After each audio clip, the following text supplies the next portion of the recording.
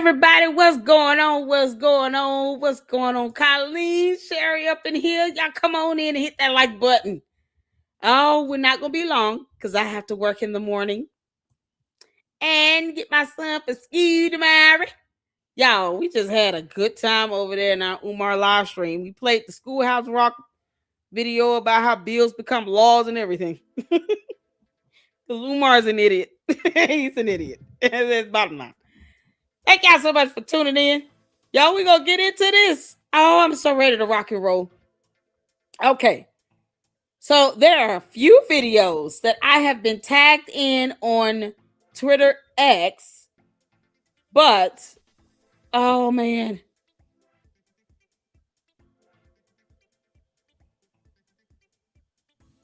Okay.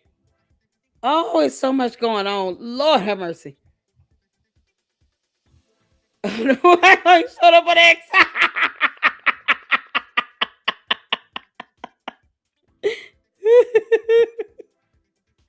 Oh my God, y'all. Candace is losing her daggone mind.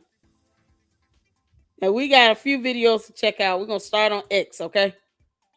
So let's get this up and going. We'll start out on X and we go end out on YouTube. Oh, we got a lot to check out today. Thank y'all so much for tuning in. Hit that like button as you come in. Hit that like button as you come in. Hold on, I didn't mean to do that. Oh, I meant to hit the bookmarks. I got some videos bookmarked. Oh, we're going to get it Tanashi.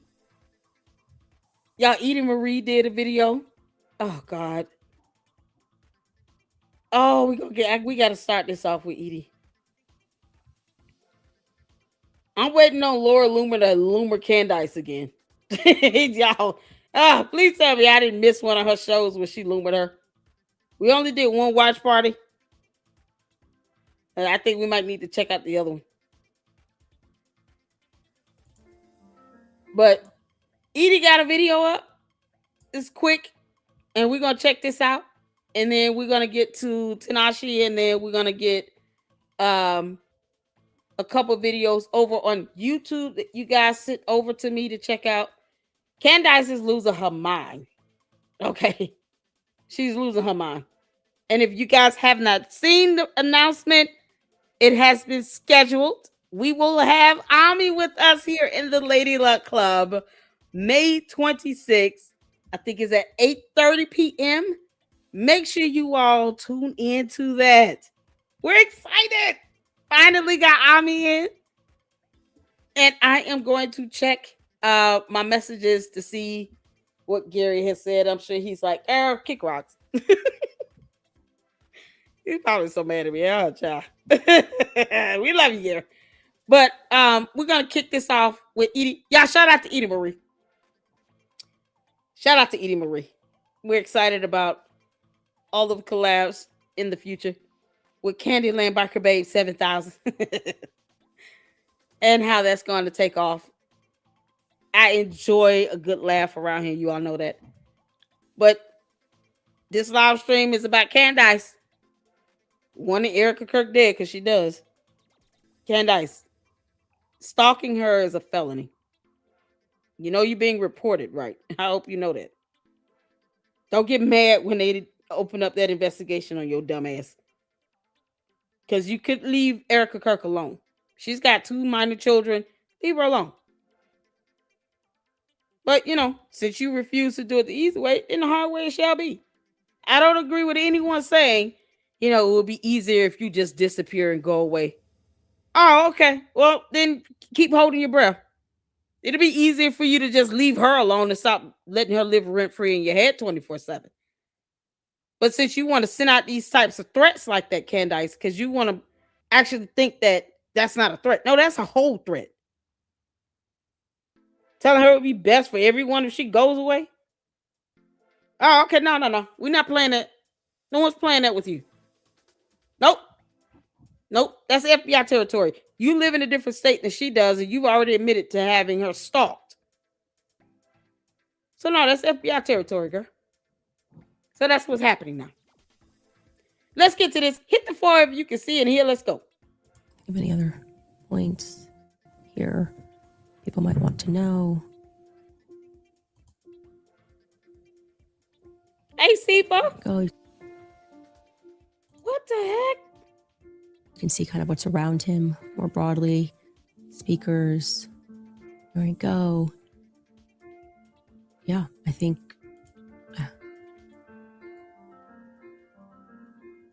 This girl. Okay. And then beyond that, we just have some crowd shots, and you can show some of that as well. This is Like dark. Scrub there. Oh my God. Do you have any other points here people might want to know? There we go. Arousal, disgust. So when she's listening to Benjamin Netanyahu, the Israeli prime minister, talk, she is absolutely disgusted. She's biting her lip watching Charlie Kirk be assassinated. This is Candace, the woman who proclaimed to be an alien and can hear demons squealing in her head. That's who we're dealing with here. You can see kind of what's around him more broadly. Speaker. You don't look at that type of video of someone being assassinated with this level of piqued interest like this. Like, you should be, most people would naturally close their eyes or lower their head, look away, and say, at this point, I can't keep watching this. No, she's all in, biting her lip and shit. There we go. Yeah, I think. She's kind of like, yep, it happened the way I paid for it to happen. Almost like she's satisfied with this. That's a satisfaction. That's not, I can't believe this happened. Like, she's not crying. She's not even sad.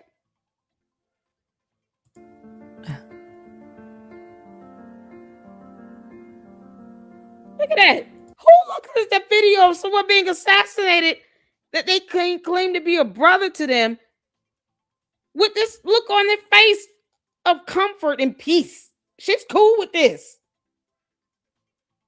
You think she would be disgusted and disturbed? No. She's not bothered at all. Okay. And then beyond that, we just have some crowd shots, and you can show. You can't make this up. Some of that as well.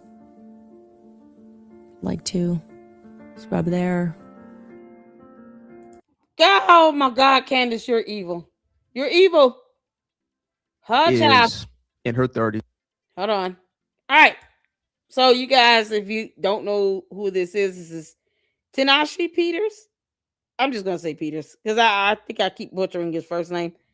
But shout out to him. He does a great job on YouTube. Oh my God. I can't believe she can look at that assassination video from all the angles she's claimed she's seen it and claimed to be obsessed with watching it and have that calm, peaceful, happy look on her face. Eating out there. This is the look of arousal. Like she's excited. It's like the ultimate revenge plan carried out. Candace, you're soulless and demonic. You're pure evil. And yes, Candace wants Erika Kirk dead. You see how happy and content she is with her husband being dead. I'm just bold enough to say it and call it for what it is. Candace doesn't care that Charlie Kirk is dead. She's satisfied with it. To the point where she's obsessed with watching his assassination over and over and over and over again. And then tells his wife, his now widow, it will be best for everybody if you just go away forever. Oh, really? Oh, okay.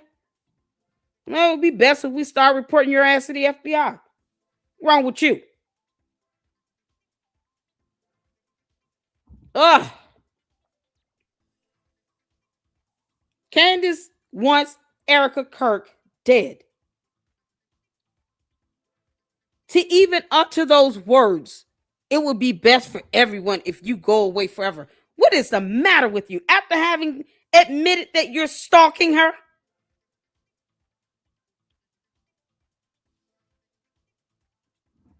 Candace, we will report you to the FBI and we will not lose a second of sleep. For wanting Erika Kirk dead, for sitting here and putting a target on her back, for saying that it would be best if she goes away forever. You're out of your mind.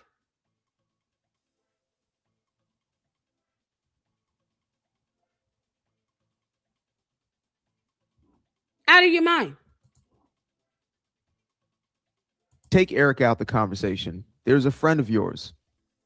This friend of yours is in her 30s, husband, early 30s, beautiful family, 2 babies. They're living life. They're going out. They're traveling the world, living out what God has intended for them as a family. They're blessing people all across the planet. Early 30s. They're young. Life has basically just started. Hold on a second. Hold on. Is it dialing Miss Journal? Let me tell you something. Don't come in my chat with that bullshit. That don't work over here. That shit don't work over here. We got a video clip of Candace saying those words. That don't work over here. We're reporting your cult leader to the FBI then. And yes, I'm encouraging Erika Kirk to get a protection order against Candace Owens. Out of here with that.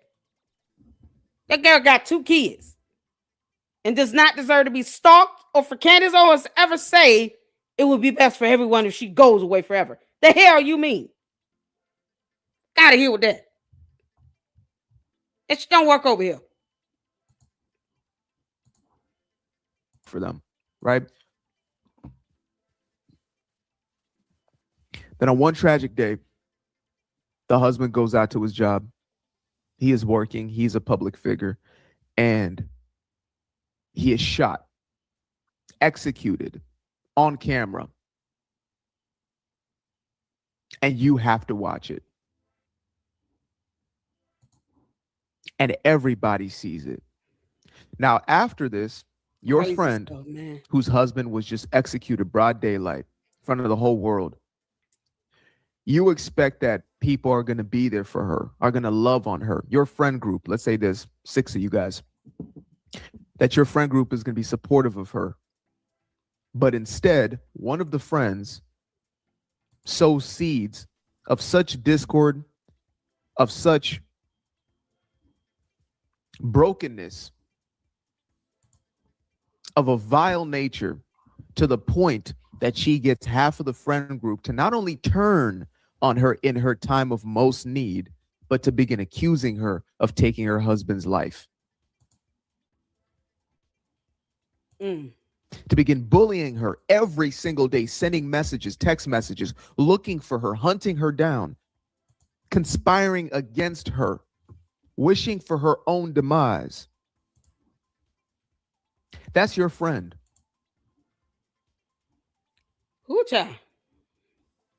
What kind of soulless cretin would this person who made their way into your own friend group have to be? Candace. Oh my God. Candace, you pissing off everybody. Take Erika out the...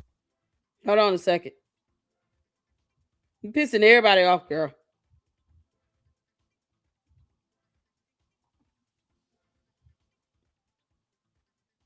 There was a couple videos that I wanted to get to yesterday. Did we see the one with her talking about Mikey McCoy? Y'all recall that one? Out to me to look into Andrew Colbat. Now, did we catch this one? He couldn't get his lies straight. There's also been a lot said about Mikey McCoy, and I did we see this one? Let me know.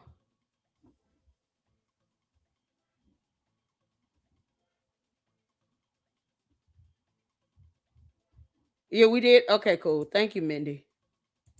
I wanted to make sure we didn't repeat it.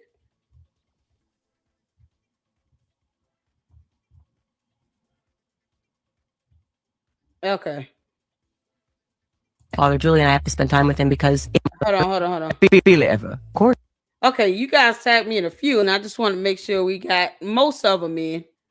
Now, you all recall her doing another interview with Russell Brand. The first one she did was the one where she said that her parents kicked her out the house at 14, and she went to live with a boyfriend for 6 months. We actually went over that. You think the candy asses would know all of their cult leaders' interviews and be able to go to that video and watch it, but whatever. So in a previous live, I dropped the timestamp and the video link where she said it. Those words came out of her mouth. Here, she had the second interview. I haven't seen it. I'm going to be honest. I have not seen this. It's hard to watch Candace now. It really is. Especially knowing that she admitted to stalking another grown woman and now wants her to disappear forever and says that it would be best for everybody because she's evil as hell. Feel it ever. Of course. I sin all the time in thought, in word, in deed. Probably for me, the thoughts are the hardest. That's why Father Julian, I have to spend time with him because it's hard to control the thoughts. And then I think I struggle. He tells me that my vice is the thought of vengefulness. Feel it ever. Of course. She is very vengeful. She's just not figuring that out. Candace is very vengeful and retaliatory. Here's my question. If you claim to be a Christian, why do you think spending time with a mere mortal is going to cleanse you of these sins? I mean, you can have other people encourage you to stay on the right track, but shouldn't you be building that relationship and communing with God? Wouldn't you want to actually go to God in prayer and spend time reading the Word of God? Actually hold a Bible without melting? What do you think this mere mortal is going to do? He didn't die on a cross for your sins. He's not going to help you get rid of vengefulness. And it's like someone needs to tell her that. She knows that she's vengeful. She knows that she's not a good person. She said that.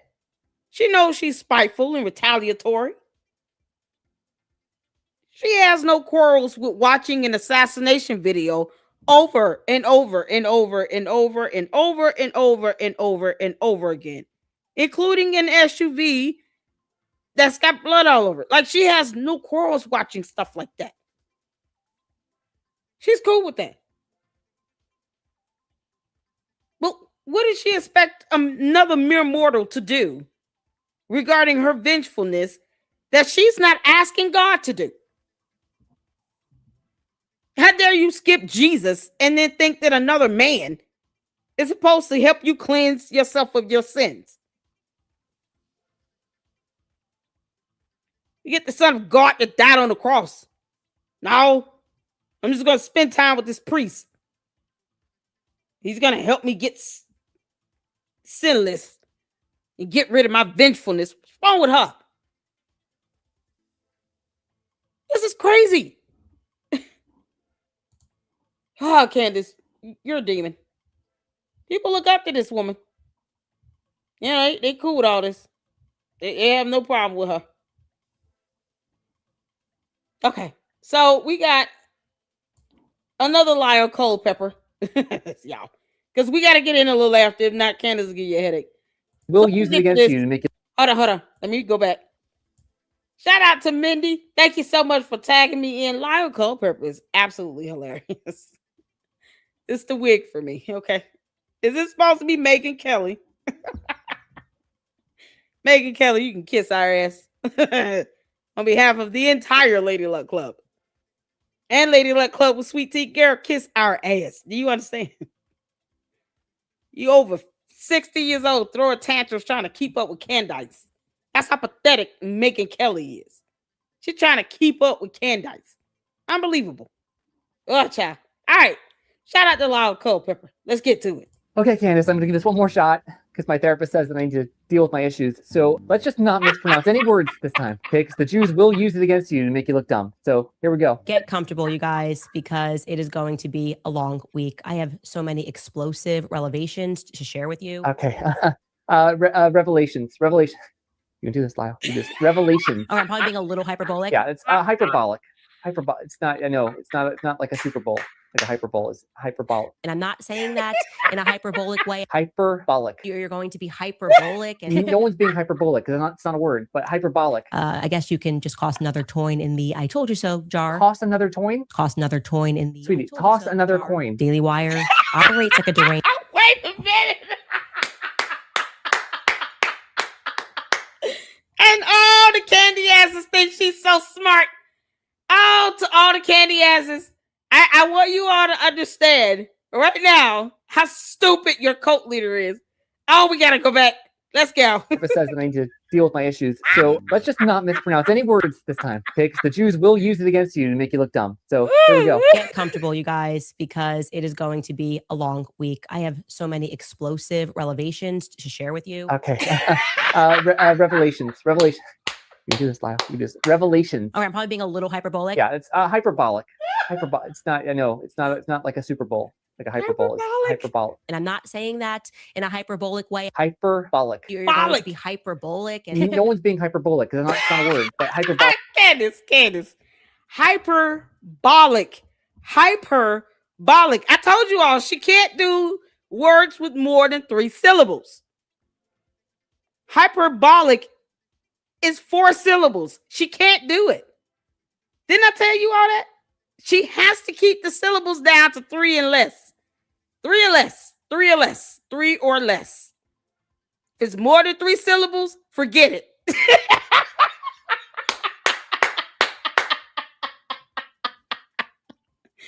She doesn't know if she wants to say revelations. What did she say? Revelations. She said revelations. Did she really do that?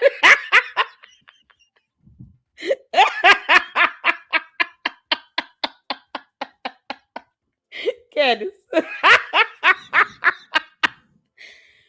Oh my God. Oh, she's so stupid. Candace is so dumb. Candace, you're so dumb. Candace, you're so dumb. You're so dumb, girl. You're dumb.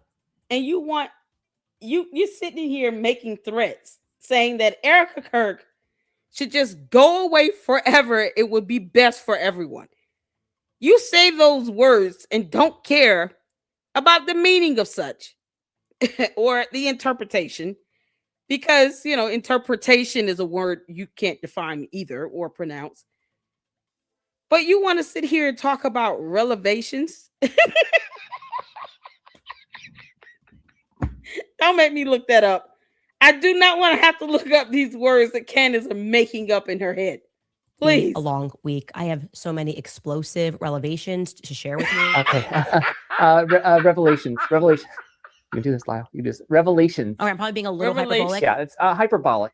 Hyperbolic. It's not. I know. It's not. It's not like a Super Bowl. Hey, it's hyperbolic. And I'm not saying that No in reply. a hyperbolic way. Hyperbolic. You're going to be hyperbolic. And No one's being hyperbolic because it's not a word, but hyperbolic. I guess you can just toss another coin in the "I told you so" jar. Toss another coin. Toss another coin in the Sweetie, "I told you toss so" another jar. coin. Daily Wire operates like a deranged cult. Okay, someone please call an ambulance or Hotzola. I think that Candace might have hantavirus from all the rats she surrounds herself with.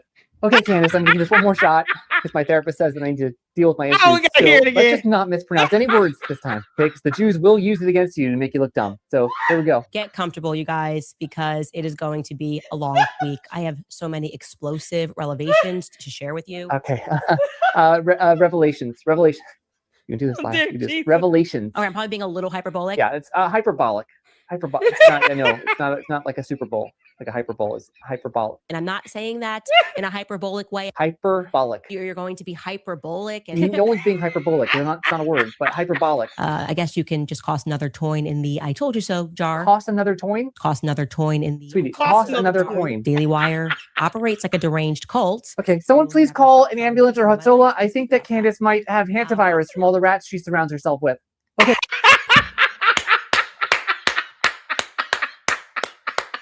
I concur with that. Candace is definitely spreading hantavirus. She probably created it. She's the king rat. Queen rat is giving us foreign diseases that no one wants. Wasn't the other virus enough? Did you learn nothing from that? Candace, you learned nothing from the COVID? No. She just said, oh, I have to mutate, Lady Luck. Oh, God. Candace is the mutated virus hunter. Self-exploded. Go away and leave us alone. Will you leave our planet now, Candace? Can we get you off our planet? Can you just Blexit your ass out of here and take your candy ass cult members with you? They don't understand words either, and we're not in the mood. We're not in the mood.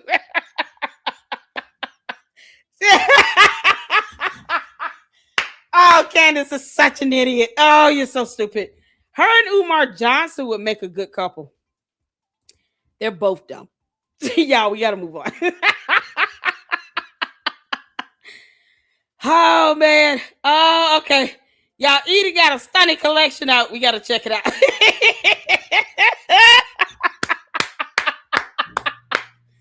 Oh, we got a little lineup, y'all. I gotta get through this content here. As you guys tag me and send me other stuff, we're added to the lineup for the next live. We gotta get through this stuff here. Oh, because I gotta go to bed at some point. Candace, your stupidity gives me laughter. I want you to know that. You know, it puts a smile on my face to know that she can't say the word revelation. Candace, that's a whole book of the Bible. You know, more proof she's not reading the Bible. Candace gets the Bible in her hand, she's going to spontaneously combust. I'm trying to tell you. I've been saying this for a while. Now do you all believe me? Now that she's mutated herself into a whole virus that no one wants, do you all believe me now when I say that when Candace touches a Bible, she's going to spontaneously combust and start melting? Boy, that demon is going to start squealing like a pig. Candace, you can kiss my ass. Shout out to Edie Marie, you all. Oh, this is just a short video, but you know, we gotta keep the laughter going. Let's go. Let's get to it. Hit the 4 if you can hear.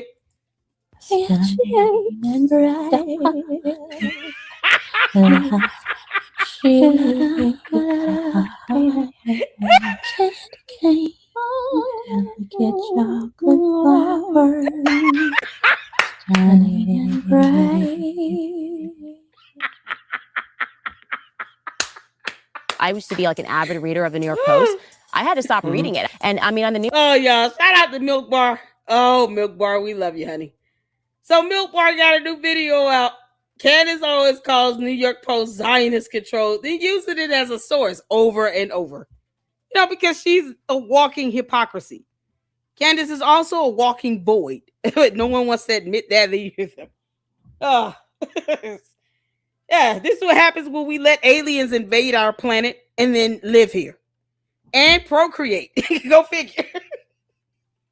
George, I promise you, when you get deported, Candace will be going with you. Whether you like it or not, she's going with you. You married her. You understand? Is going to try to use that as an opportunity to escape talking about it. I'm going to my boyfriend. Oh, man. Yeah, how much money you want to bet? As soon as he get up out of here, he's going to call Andrew Tate. Hey, babe, are you ready? I'm finally free. we got rid of Candace. George, nope. You stuck with her. Clown. Can't make this up. All right, y'all, let's get to this. Shout out to Milk Bar. New York Post, there are literal journalists who are in the IDF. You can just see it right on their thing. This is a New York Post headline entitled, "He was suicidal and addicted to benzos." New York Post writer put this. So what they're saying is he lied. And I've been kind of telling you guys for a while that the New York Post is an Israeli op. Miraculously, the New York Post finds her. Here is the cover of the New York Post. The New York Post, which is a whole Israeli op. Don't get me started. The New York Post, the one that did like Candace Owens, anti-Semite of the year. New York Post, the New York Post that has literal IDF soldiers that write for them. Yeah, that New York Post. They are decades ahead of us Oh, in terms of controlling the information that's on the web. But then we got a confirmation. Yeah, here's the headline, New York Post. Trump club shooter who claimed that he was Diddy's sex slave was hired by the music mogul. Cassie testifies. New York Post ran a headline. It was Emmanuel and Brigitte Macron's scandal-plagued relationship. The New York Post did this deep dive. This is a direct quote, ready, from the article. Look, the New York Post is kind of looking like it's a Mossad outfit. It always kind of has been. Our guys, our resident guys over at the New York Post, every exclusive ever, it's always the New York Post, okay? I view them as a feds. Like, would you like to comment? The New York Post would like to, I said literally, New York Post, you guys are just feds. The New York Post, right? Outfit of the Mossad, outfit of the deep state. The New York Post, the Israeli Post, right? What were they sharing there? Why are you quoting them or reading anything from them if you have to keep defaming them that way?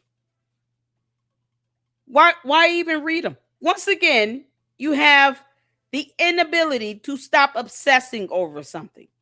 Candace, you dumbass. The dumbass hantavirus has mutated and is now affecting human beings, brought forth to us from an alien from outer space.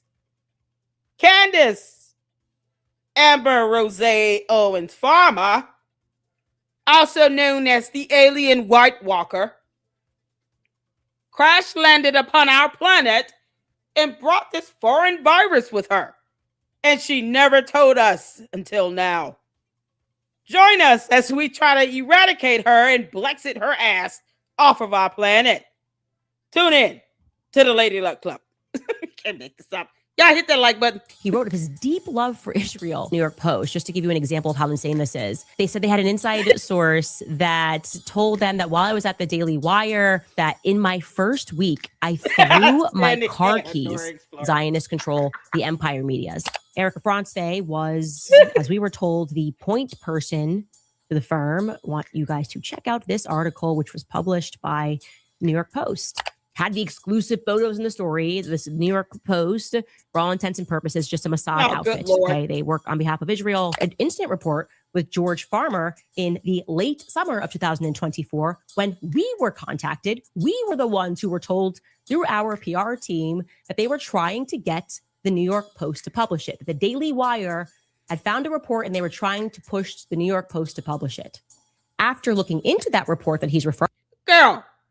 We do not need the New York Post to publish public documents from the court. Do you understand? You forgot that other people know how to read. Oh, you silly, dumb alien. You haven't figured out that we have the power to read in Google. So somehow you think that George's DUI should be under wraps because it's George Farmer. No. When you have the ability to pull court documents and then dox victims of S offenders, but not actually the S offenders that are already named in court documents. No, you don't want to say their names in court documents that's available to the public. You would rather dox teenage girls that are victims of these S offenders that are now sitting in prison. Because you did that, Candace. You rather dox people who aren't public figures, whose information is not available to the public. But you think that George Farmer's DUI is supposed to remain a secret.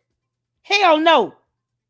Every time he gets his ass behind the wheel of any truck and he is drunk, violating our laws in the United States of America, we will be there to report on his dumb ass, especially when he crashes a truck into a ditch. And that poor truck did nothing to deserve that. You think that truck deserved that? That was not the ending that truck was expecting.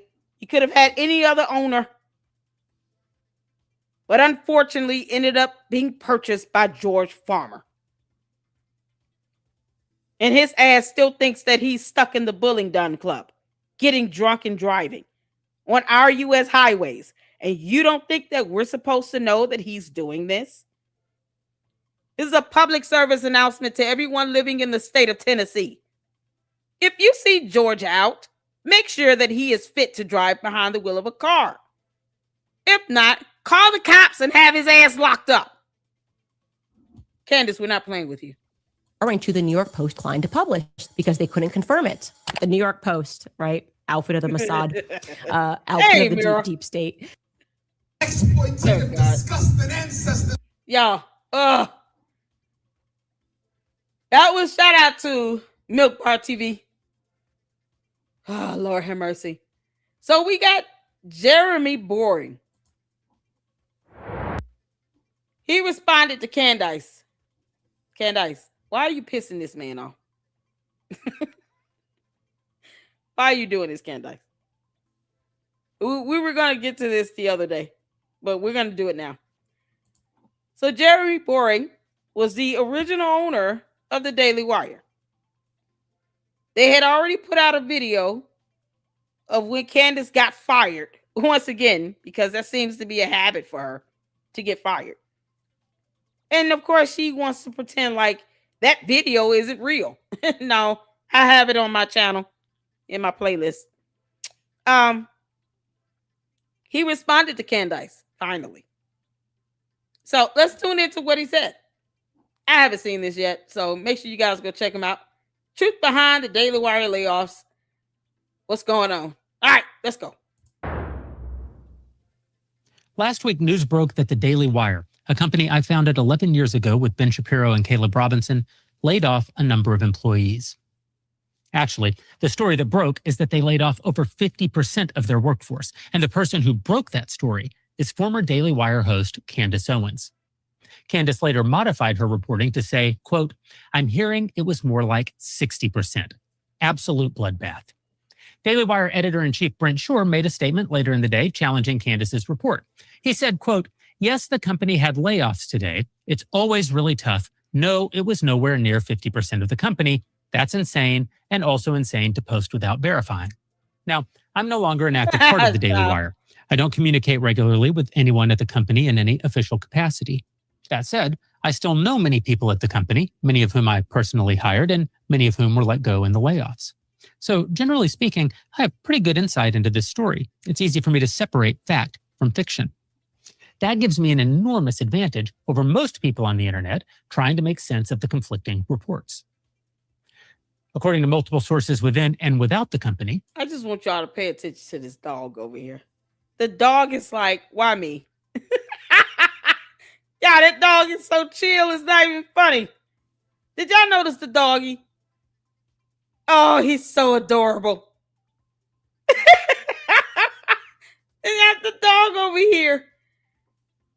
It's just chilling out. It's not even trying to be noticeable.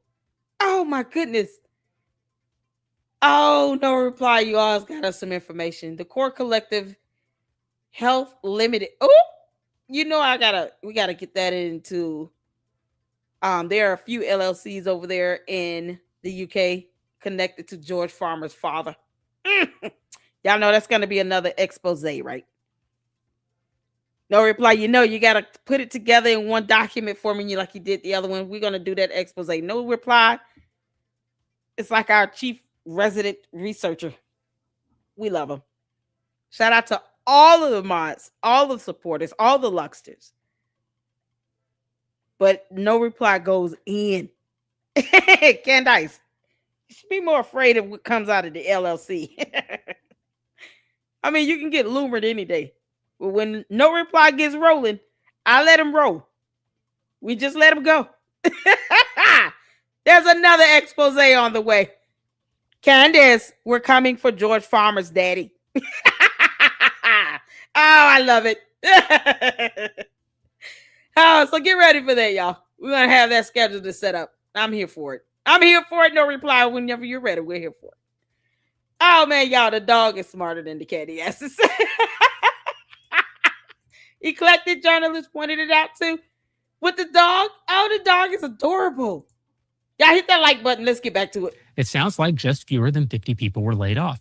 I can't say with any certainty what percentage that is of the total Daily Wire employees at this point, but it's nothing like 60%. It's nothing like 50%, or for that matter, 40%, or even 30%. Candace, you lie like When that. I left a little over a year ago, we had approximately 275 employees. Some were laid off not long after I left, but many others have been hired since, as anyone following conservative media online would easily discover. Talent from Isabel Brown to Matt Fradd to Ben Domenech. And Daily Wire is still making movies too, and breaking stories and producing shows and doing whatever it is that Michael Knowles does. All that to say, Candace's reporting, insofar as it can even be called reporting, is false reporting, or at a minimum, mistaken reporting. Mistaken reporting could be the name of Candace's autobiography. When the story is how many people were let go from your favorite or least favorite media company, false reporting doesn't seem especially consequential. I mean, certainly it's consequential to every soul who lost their job at Daily Wire last week, and it's consequential to me on a personal level. Many of those laid off are my friends. One of them's been my friend for 22 years. But it's not of great consequence as a news story, or of great consequence to Candace's millions of fans, other than giving them a false sense of victory. I say false because of both their inflated sense of the numbers and because that inflated sense of numbers gives them an inflated sense of certainty that Daily Wire is finished. It isn't. What this story does do is highlight the broader phenomenon of false reporting that permeates the online space. You're being told things every single day that simply aren't so. And it's getting harder and harder to separate fact from fiction online. It's never easier to spot the lies than when they're about you. For public figures, even those with fairly small profiles like me, being lied about is par for the course. There's some scumbag out there who's made his entire business to respond to any story about me by suggesting I have a horrible toupee, when in fact, I have a wonderful hair transplant from Bosley. Highly recommend. The point is this. Lying online. He said, yeah, before y'all think y'all putting me out there and fronting me out, I'm just going to tell you right now, I have a wonderful hair transplant. Y'all can kick rocks. Look at my hair flowing in front of my face. He said I'll pay for it. It's mine. Either to troll or to advance some political agenda is a very real phenomenon. Now, it's easy to spot the falsehoods when the claims being made are about you or someone you know personally, or about some area in which you happen to be. Y'all, why does Jeremy keep unfolding that leg? He sits up forward and then he sits back and fold that leg up again. You can just sit back and chill like the dog is. The dog is capturing my attention and he doesn't even have to move. Y'all, that dog is boss. Be an expert. Maybe you've experienced this yourself. Maybe you're in the military and you're watching some war movie. You're immediately able to point out all the mistakes. That guy isn't holding his rifle the right way. That officer isn't wearing the right ribbon or whatever. Or perhaps you open up some website or news app and you come to report on some other subject that you are a studied expert in. Tracy, or a story about an event you have firsthand knowledge of, or about an individual you know personally. The mistakes and false reporting become immediately apparent to you. The scales fall from your eyes, and for a brief moment, you realize that most of what you read in the news, or at least on the internet, is just crap. But if you're like most people, you suspend your disbelief once again the moment you read a story about a subject you know nothing about. The novelist Michael Crichton called this the Gell-Mann amnesia effect, named after physicist Murray Gell-Mann. Michael Crichton described the effect this way, quote, "You open the newspaper to an article on some subject you know well. You read the article and see the journalist has absolutely no understanding of either the facts or the issues. Often, the article is so wrong, it actually presents the story backward, reversing cause and effect. I call these the wet streets cause rain stories. Papers full of them. In any case, you read with exasperation or amusement the multiple errors in a story and then turn the page to national or international affairs and read as if the rest of the newspaper was somehow more accurate about Palestine than the baloney you just read. You turn the page and forget what you know. This is the phenomenon at the heart of the entire crisis. Not just that we're being lied to, though we are. No, the deeper problem is that we are remarkably good at noticing the lies in the narrow corner of the world where we have direct knowledge. And we're remarkably bad at remembering, when we turn the page, what we just noticed. All of this matters far beyond the question of how many people were laid off from a conservative media company. It matters because people on the outside of a story have very little way of confirming whether the claims made inside a story are true or false. And the same forces that produced yesterday's lie will produce tomorrow's lie. And next time, it might be more consequential. You get that leg I've cross. read almost every day for a year and change that I left the Daily Wire after bankrupting the company. That's not true. Every single year that I led the Daily Wire, we grew revenue. Every year, year over year, for 10 straight years. My last full quarter as CEO was at that time the biggest quarter in the history of the company. My last full year as CEO was at that time the biggest year in the history of the company, just like the year before it had been, and the year before that, and the year before that. But the lie persists. The most stubborn lie we combated routinely at the Daily Wire during my tenure was that the company was actively being bankrolled by the billionaire Wilkes brothers. The truth is that Ferris Wilkes invested $4.7 million in the company in our first year. I've never so much as met his brother. I certainly never took any capital from him. And while $4.7 million is a lot of money, saying that year after year we're being funded by the billionaire Wilkes brothers, when the reality is we took money from one Wilkes brother in our first year and then quickly became profitable and stayed profitable and grew our revenue to over $200 million a year, well, you're just lying. It's the perfect illustration of what's changed in the information environment over the last decade. In the era when traditional media outlets still controlled the bulk of reporting on conservative media, this lie kept getting picked up. But every time it did, we were able to force a correction. Slowly, over time, the better reporters and better publications learned not to publish it because they knew they would have to retract it. That is what the model of editorial standards and legal review actually does in practice. But that model only works as long as the audience gets its news from publications that operate under it. Today, almost no one does. You can find comments on X right now, today, claiming that the Daily Wire is funded by the billionaire Wilkes brothers. The narrative is still rampant in the public conversation because the Wild West of new media has no correction mechanism. The lie just keeps going. There's no editor to call. There's no retraction to... And then plus, people get paid millions of dollars to lie like hell. Look at Candace, the dumb alien. Who knew that an alien would come to Earth and surpass many people in humanity with getting $50 to $60 million and just lying about the death of one person, one human being? Imagine if she did that for every person that died. Imagine if Candace pulled the same method to every person that she knew that died, whether they were assassinated on national television or not. Imagine if that is how she spoke on the death of any person that she knew that was a public figure, an elected official, doesn't matter. And she did this for every single person and just came up with theories and stories all over the place. Do you know how much more money she would be making? I mean, at some point, people will get sick of the dumb shit and they'll stop listening to it. But imagine how lucrative it would be, even for 6 to 8 months, for Candace to make $50 to $60 million lying and weaponizing the death of one person. Imagine if she did it for 10 people. People get paid to lie. Project Constitution lies like hell every time he put up a post. And it's not until he gets hit with a cease and desist or told, we're going to sue you, that he may take a day off or two, but he doesn't stop. He still posts up things that are not true. Because they're getting a whole lot more views when they lie like hell.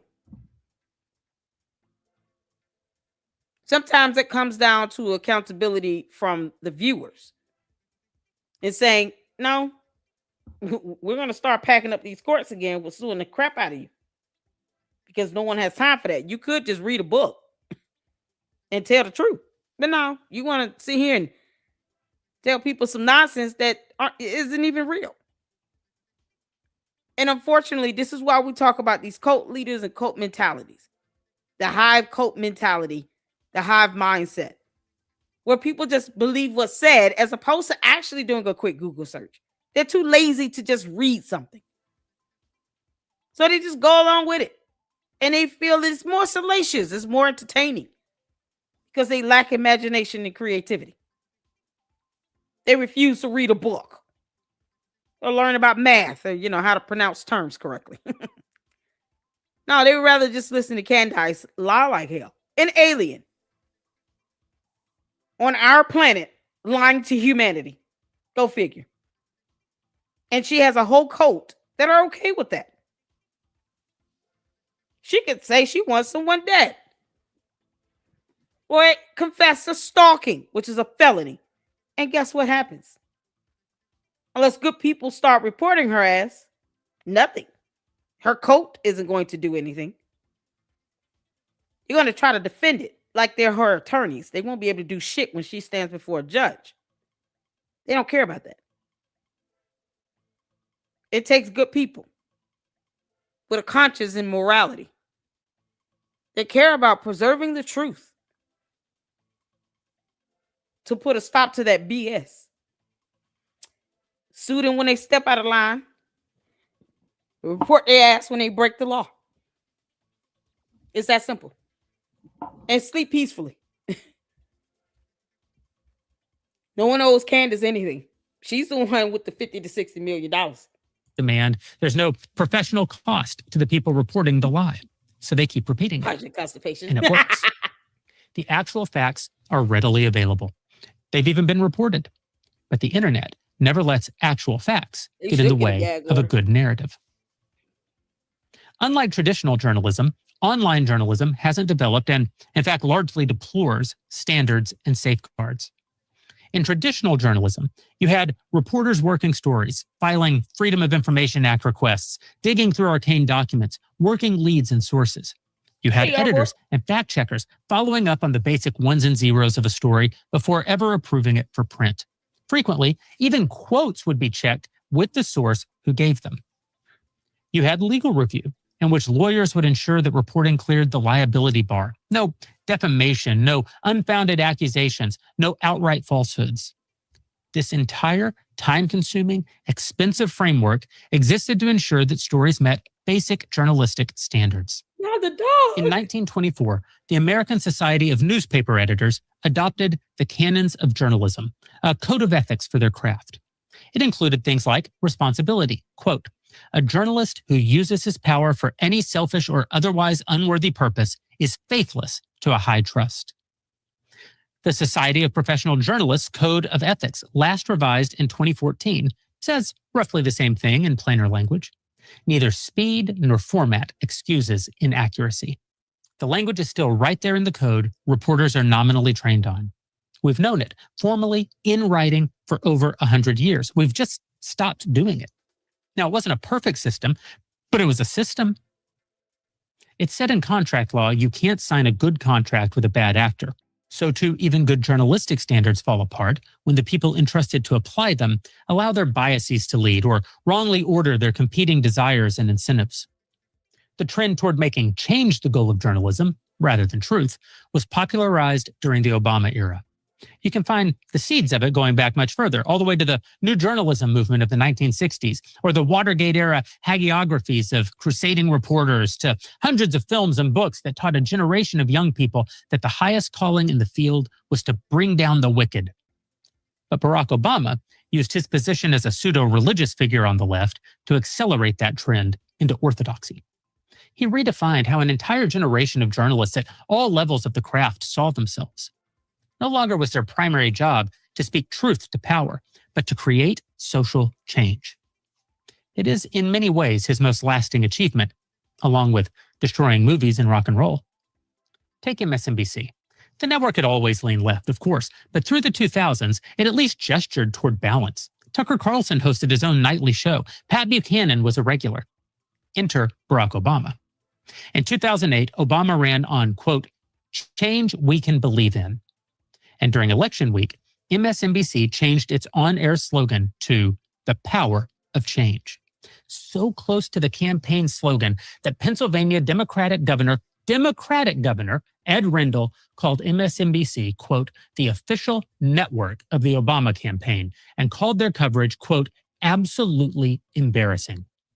In 2014, Jorge Ramos, who anchored Univision's evening news for almost 40 years, accepted a Committee to Protect Journalists award by making the case for what he called, quote, point of view journalism. Quote, it's perfectly okay, he told the room, not to be neutral and to openly take a stand.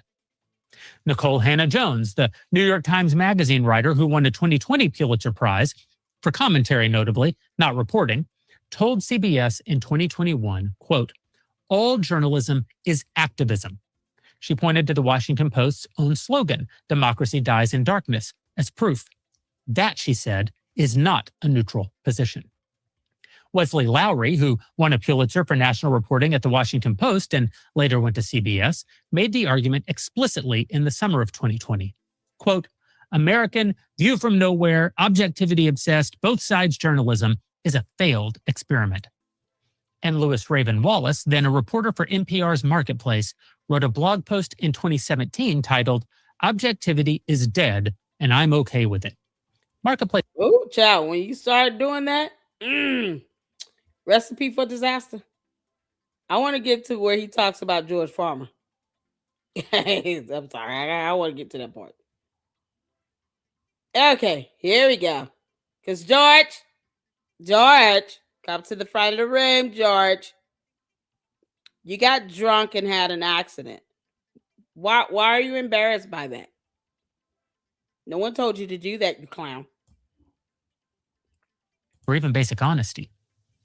In recent weeks, public records and documents have surfaced alleging that Candace's husband, George Farmer, was arrested in Nashville in August 2023 for DUI and leaving the scene of an accident. When Candace insists that this has nothing to do with her husband, that it's some completely different George Farmer in Nashville, Tennessee, well, that denial strikes me as pretty audacious. I was first made aware of the arrest and charges, leaving the scene of an accident after wrecking his truck at 3 times the legal limit while carrying a loaded firearm, shortly after it happened, back when Candace still worked for me at the Daily Wire. People who had access to the court documents approached me with them quite early, before the situation was resolved. By the time Candace started to engage in more and more evil behavior, the arrest was pretty well known in conservative circles. I was personally approached more than once by people asking me if I would speak out about the charges. In every instance, I refused. Not because I thought Candace's conduct was See, Candace, he confirmed that George caught a DUI because he couldn't somehow get his boyfriend to drive him back and forth to the bar. Was it too hard to get an Uber, George? Wasn't Uber a thing in 2023? Uber was a thing, right? I mean, they had the money to get a driver. They could have just hired a driver for the day. Do they not have any friends? He could get his friends or somebody to, I'll pay you $2,000 to take me over to the bar and come pick me up when I'm ready. I don't want to drive after drinking. I mean, it's ridiculous how he thought, yeah, I'm going to go ahead and drive myself in, Blackie Hot Wheels and go to a bar, go somewhere to drink lots and lots of alcohol, get drunk 2 times over the BAC limit, and then get behind the wheel of a car and get on U.S. highways in the state of Tennessee. I think I'm just going to drive home and nothing's going to happen if I crash this truck into a ditch. To the point where the tire is gone. The front driver tire was gone. It was gone. He crashed that truck so hard, the tire came off. You can't make this up. Lord mercy. And she wanted that to just remain quiet. Why? Candace, you weren't the one that got drunk and crashed your car into a ditch.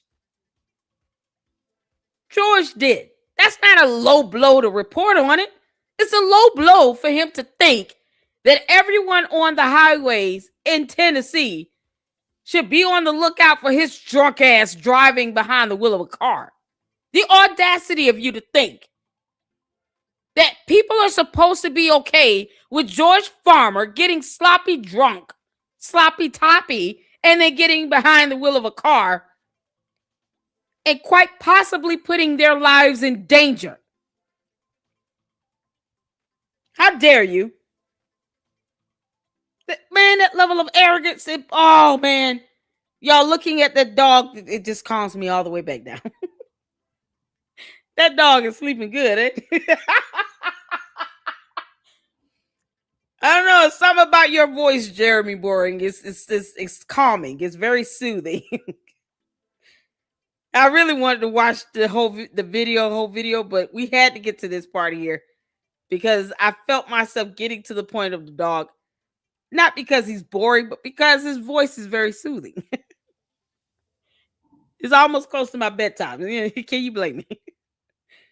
But he confirms that George Farmer caught a DUI. And Candace acts like he's never gotten in legal trouble. He was in the Bullingdon Club.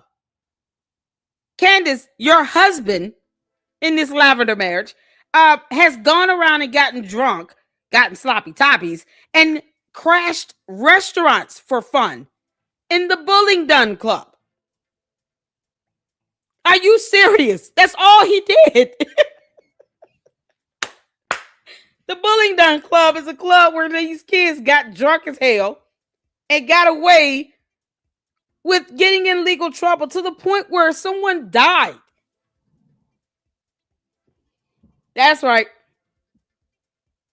We saw some videos of research done on the Bullingdon Club, and at least one person lost their life because of a drunk driver. Go figure. And Candace thinks, well, you all are supposed to just deal with me and George, you know. If he gets drunk, so what? Why talk about him getting drunk and possibly killing himself and others? You know, and then never mind the fact that someone actually died because of a drunk driver in the Bullingdon Club. And they tried to wrap that up and never talk about it. Shout out to Nemo for doing the research and putting all of that together in a video. But someone lost their life to that. And what does George do? Comes to the United States of America as an immigrant, learns nothing, and still gets drunk and drive. It crashes a what's estimated $150,000 truck into a ditch. Hard enough to knock off the front driver tire. But not one time did he ever sit back and say, you know, I'm so sorry for being an idiot, for coming to the U.S. thinking that Americans are not going to whoop my ass for putting everybody's lives in danger because I'm out here getting drunk and sloppy and driving and crashing vehicles. Because the next time, I hope that some Americans that live in Tennessee, you know, if they just so happen to drive past, see George walking along the highway again, trying to leave the scene of an accident where he got drunk and crashed a vehicle, I hope they whoop his ass. The hell is going on with her? She thinks people supposed to be okay with that. You can't make this up. People lose their lives to drunk drivers. You've had people's lives just upheavaled by a drunk driver. And Candace does not want people to know that George has crashed a vehicle in 2023 because he chose to get drunk and he chose to drive a car. No one forced him to do that. It was a choice. He could have chose to get a driver and let someone drive him around. No, too much like right. Imagine the doggy on the couch in the truck that George totaled. That truck was totaled. It didn't have a fender bender. Candace, you dumb lying demon. Imagine the dog was in the truck this cute dog on the couch, sleep. Imagine that dog being in the truck that George totaled because he chose to go somewhere, get drunk, and try to drive, and then walk away from it like a punk ass coward and not own up to it. Boy, I wish a couple Tennessee real men would have just whooped his ass. Defensible, far from it. But because I believed then and still believe that family should generally be off limits. But of course, Candace doesn't believe family is off limits. Just ask Charlie Kirk's widow. And so people now have decided to play by Candace's rules. Child. But here, too, the lack of journalism online is very much a part of the story. While the charges are now public knowledge, making Candace's denials look increasingly strained, there's almost no reporting on what actually happened to the case. There's still no reporting on what happened to the charges themselves. Did Candace and George pay to make them go away? Did the police make an error or violate George's rights in some way? Were the charges brought against him found to be untrue? I mean, the police arresting you doesn't mean you're guilty after all. Responsible journalists would be pursuing these questions if there were any responsible journalists left to pursue them. And of course, it's hard to talk about deception in media without talking about Tucker Carlson. As an Lord, we can't talk about the crackhead Mickey Mouse. There are a few of us that have tried to get a FOIA request in for the police body cam footage. And so, it's 2026. It's been 3 years. It comes down to whether or not the footage is still available. And if it comes down to having to get it from his defense attorneys that may have went to court and made it go away, who knows? We have to get that information. But don't think that no one has tried, Jeremy. Don't think no one has tried. Yeah, shout out to the dog. I wanted to get that part in of the video. Now, we do have, oh man. All right, folks. So Gary brought in an attorney and spoke about the lawsuit and all of that. This is like 20 minutes. Oh boy. And I wanted to go over this. Plus, shout out to Gary, y'all. How you doing, Gary? I know. You're like, I'm sick of the Lady Luck Club. Oh boy. Gary, I feel bad, honey. I feel bad.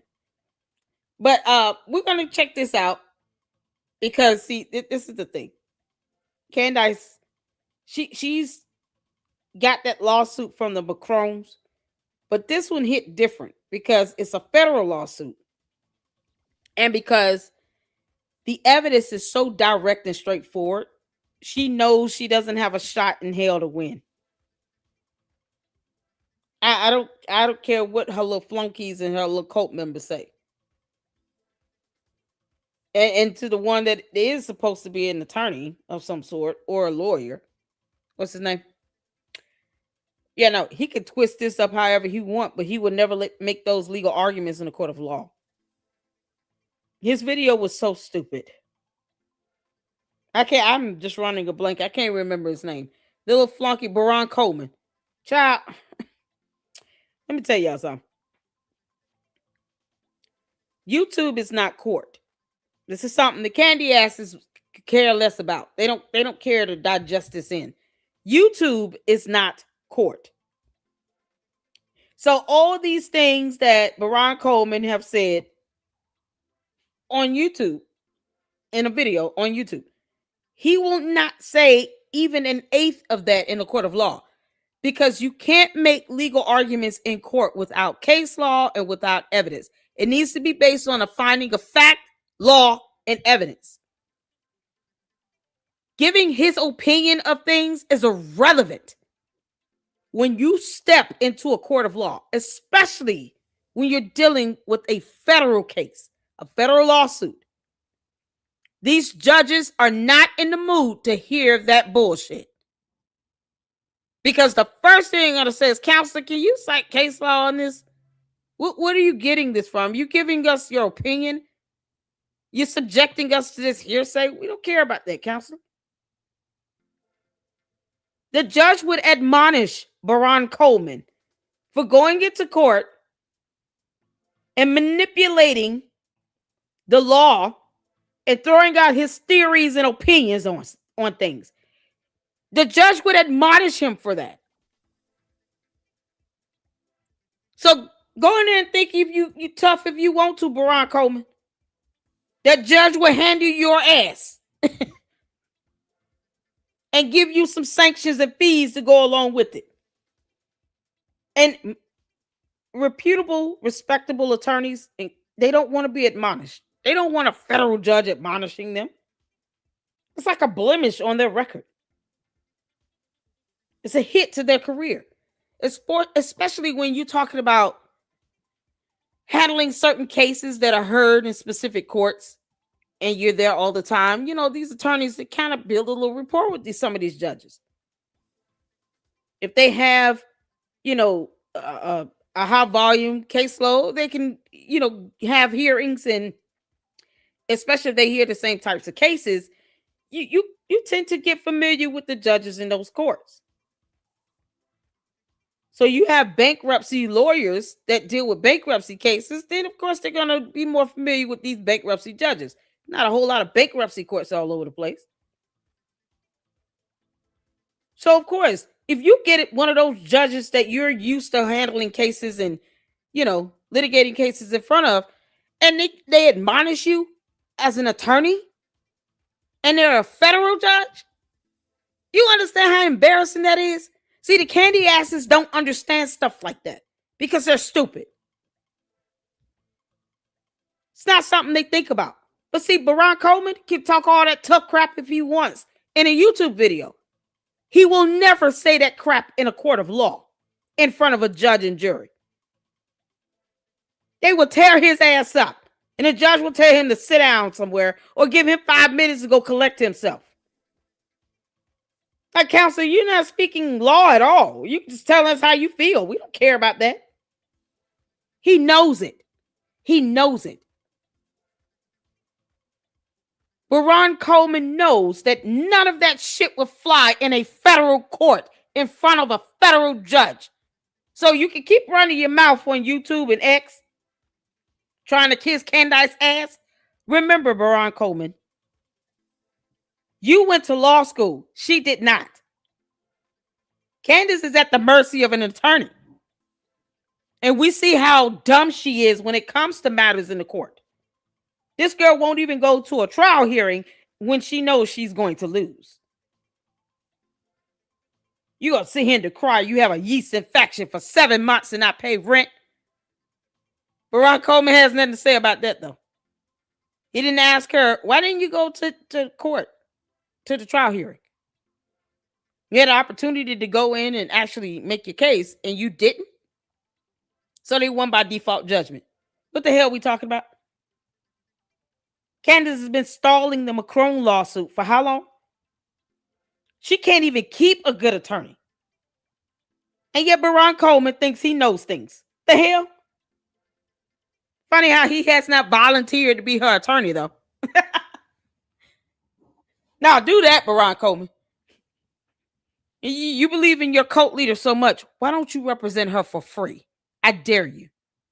I dare Baron Coleman to volunteer to represent Candace for free in this federal lawsuit from Brian Harper. You talk all that big shit. Yeah, back it up.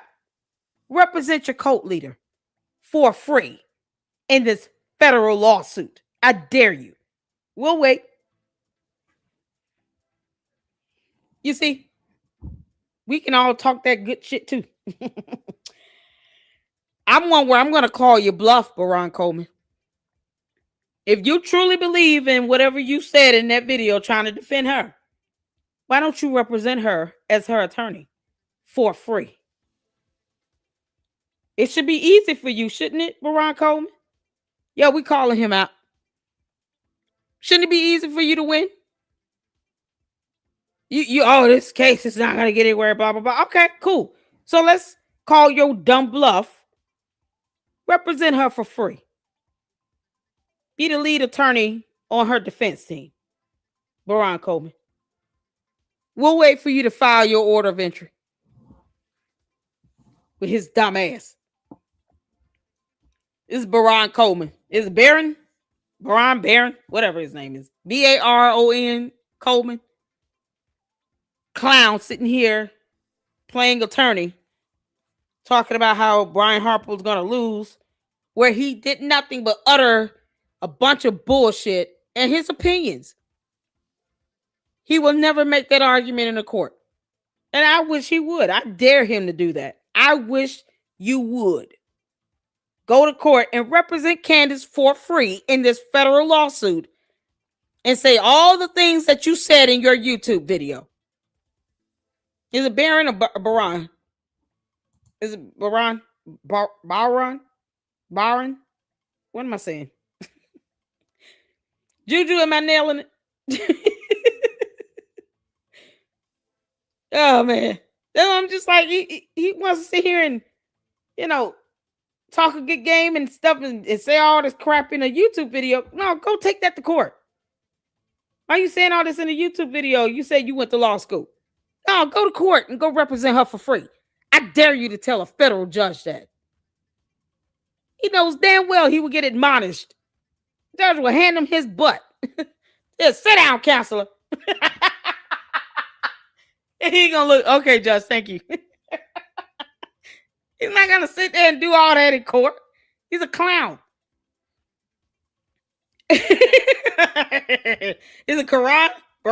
Oh, child. It's so crazy. Let's see here. Before we get into this, S5 says, yeah, because I saw documents saying body cam footage was available, but it would be $585 to get it. Yeah, that was one person that put in a request. Artie Trolls put in a request.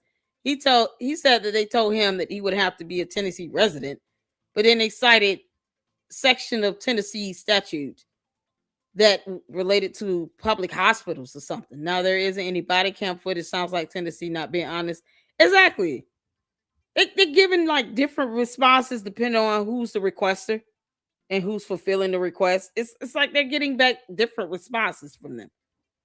I think Candace called them and told them, don't, if anybody calls you, I'll ask for my husband's, my gay husband's body cam footage. Can you all just pretend like you don't have it? Candace, go sit your ass down somewhere. You're interfering with federal law, girl. Go sit your ass down. You already got a federal lawsuit. Keep on going, girl. All right, let's get to it. George thought he would just make this all go away in the U.S. No, we don't play that here. All right, hit the phone. Y'all can see in here. Shout out to Gary at Paramount Tactic. Let's get to it. Yeah, I think that Candace Owens is really, really messed up this time. I think she's painted herself into a corner that she's not going to be able to get out of. Everybody was reaching out to me saying, Gary, you got to watch this episode that we're getting ready to show you portions of. And because she's accusing you of threatening her, she's accusing you of some grand conspiracy. And this episode was essentially made as a response to the Brian Harper lawsuit. And I got to tell you, I think she really screwed up here because not only are we going to prove that she's lying all throughout this to cover up what she actually did, I think it further proves malice and complete reckless disregard for the truth.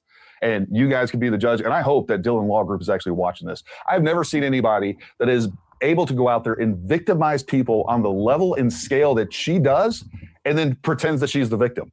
It is something to behold and should be studied for years to come. But let's go ahead and jump into this and let's play this. Definitively what one of the YouTubers said, our military boys who were effectively threatening me to not ask Mitch anything. Don't interview Mitch. Don't speak to Mitch. He's got baby mamas. He's got issues. All right, this is going to be a theme throughout this, folks. First of all, the only time that we do about baby mamas or anything else was long after her full interview with Mitch. This is really the crux of this video. She's going to attempt to create the false narrative that before she interviewed Mitch, people were basically threatening her to not interview Mitch. We didn't even know who Mitch was until after the interview. But let's continue to watch this nonsense. We're going to blow up your spot. We're going to show everybody what kind of a man he is. Okay, I'm not trying to marry this dude. Just trying to figure out if he was at Fort Huachuca. Let's read some of those messages now to provide you with context. He was there, Candace. Oh, man, when you go to court, you're going to lose so bad. Just because he was there does not mean that Erika, Kirk, and Brian Harper were there. See, that's the lie. But you could keep playing like you're stupid. I mean, The judge and jury will see through your garbage, but keep pretending like you're dumb. You and Mitch Snow. Now he's got to cash out that 149. Was it 147,000? What is it at? Just save GoFundMe now. He's got to cash it out because he's got to go get an attorney. Because you're not going to give him money for that, girl. I highly doubt she's matched the donations dollar for dollar like she lied and said she would do. Candace, you can't even keep an attorney. Did all the attorneys withdraw yet from the Macron lawsuit or just that one? What are we looking at? Is that Barack Coleman dude gonna represent you for free? Because he, he talks mad shit. Yeah, let's see if he's gonna represent you for free. That'll be something else. Never mind the fact that Mitch Snow raised a hammer to hit this woman on video.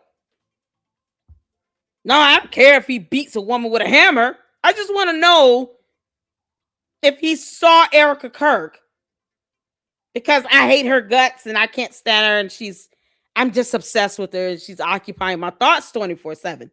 Never mind the fact that I have 4 kids in this lavender marriage. Nope. Completely obsessed with Erika Kirk. Poor Samantha. She's just got to feel so lonely right now. She didn't care that Mitch Snow raised a hammer to hit a woman. No, forget that. Domestic abuse. Oh, murder? No, I don't care. Messages are intended to Oh, context is important. It's going to be real important with these messages. Listen closer. be delivered to me, right? So this is the YouTube military boys insisting that I speak with them so they could explain to me, because this is their territory. Why we know military stuff. That this is a case of stolen valor. Mitch wasn't even in the military. He's a fraud. I spoke to an ex-wife who said he never even has ever been to Fort Watch. Again, she's creating distractions here and creating straw man arguments. There were some people saying that he was never in the military. I never said that. I said I doubted that he was actually special operations. Come to find out, as soon as I found out otherwise, because he was. But what she's sitting here saying is that we talked to ex-wives that said he was never at Fort Huachuca. I talked to all his ex-wives. That was never said. Huachuca in his whole life. That's where we were starting with this. Here's one of those messages I want to read. And so the person saying, dude, he didn't see Erika and Brian Harpole. He's just a con artist. My source at Turning Point USA literally said they have all the documents and proof. Both Brian and Erika weren't there. And they're purposefully giving Candace rope to hang herself with this while they build a massive defamation lawsuit. Huh? All right. So just a little context for this as well. I don't know who. Candace, your reading skills are horrible. Vet bros effectively threatened her career. Woohoo!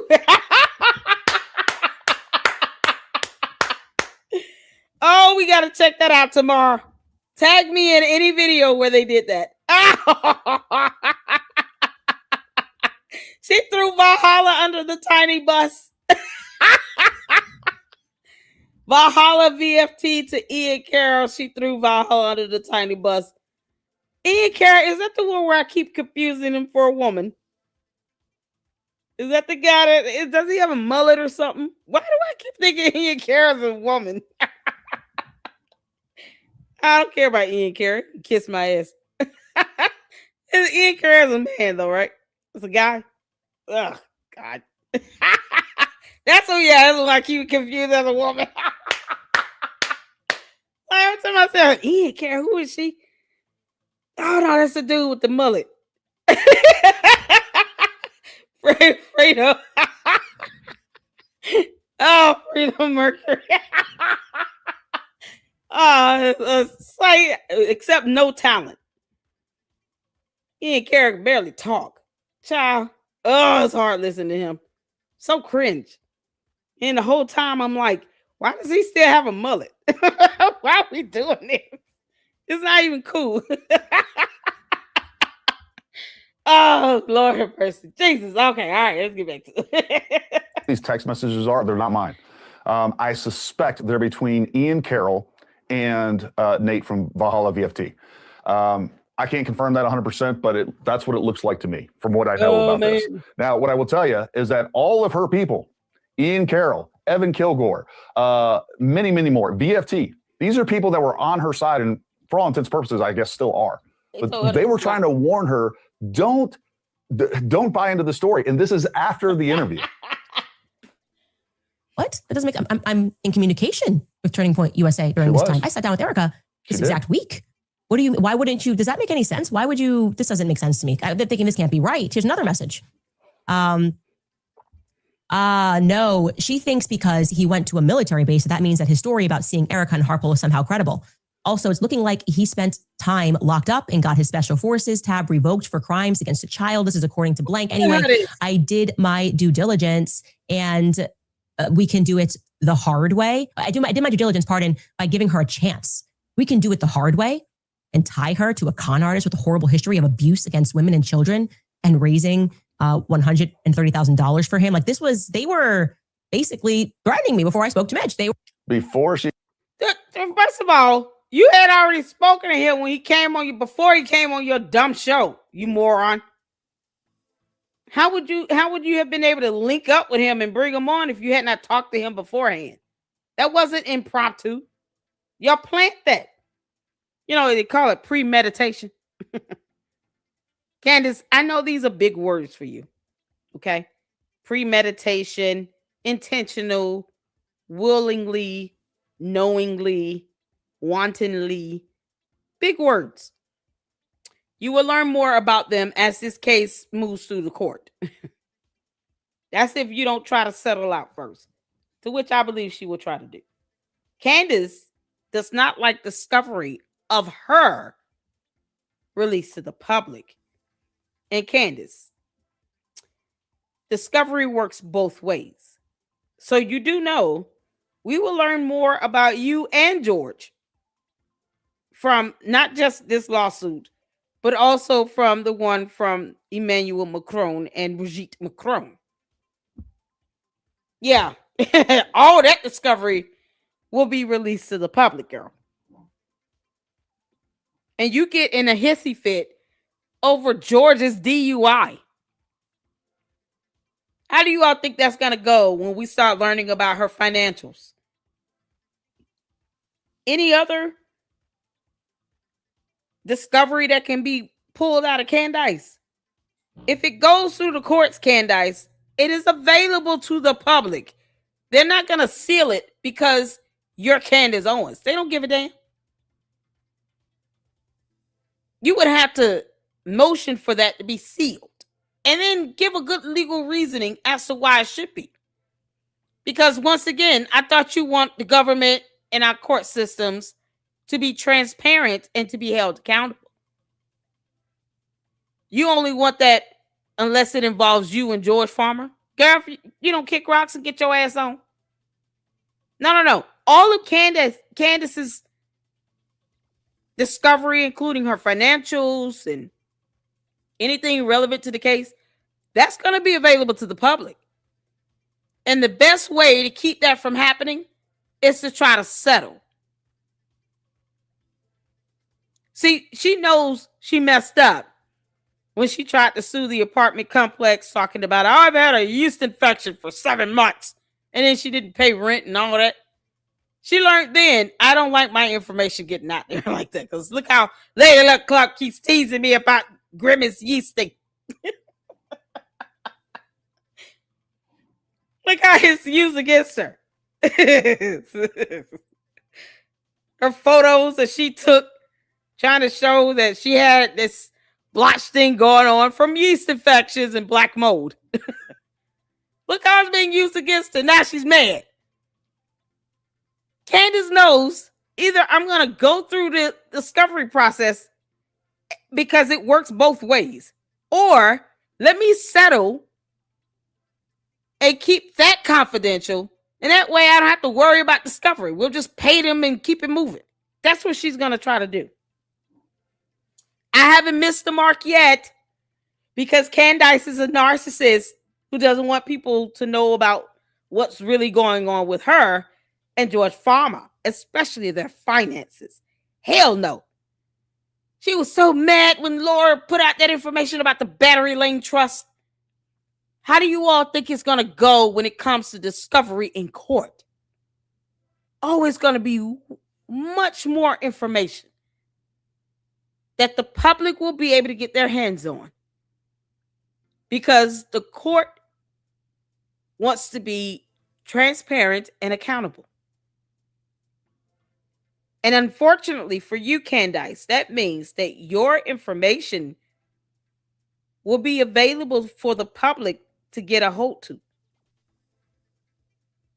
And you know the only way to keep that under wraps is to do an out-of-court settlement.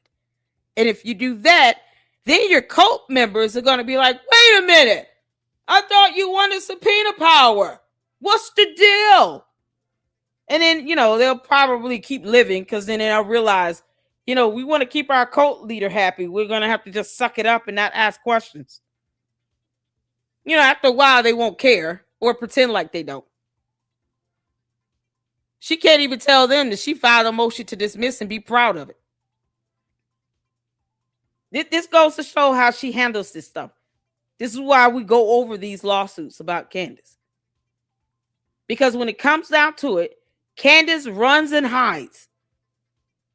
She doesn't want discovery on her to get out to the public. She doesn't want people to know how much money she has coming in. She doesn't want to risk being deposed or being put under oath or having a financial affidavit given over to the court. And then knowing if she lies on that she's made a statement under the penalty of perjury that's now false and can still be hit with perjury on that. No, she won't want that to happen. So this is why it's laughable to see Ron Coleman sitting here talking about, oh, Brian Harper doesn't have a chance, he's going to lose. Candace doesn't even want to go to discovery. She just says that every single time she gets sued, because it's the only way she feels good for 5 minutes.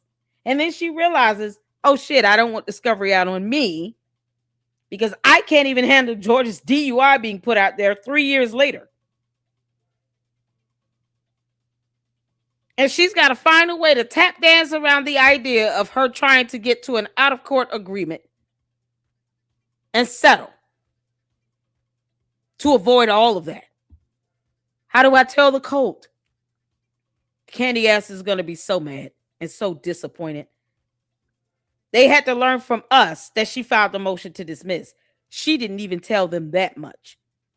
Candace, you're a coward and a punk ass.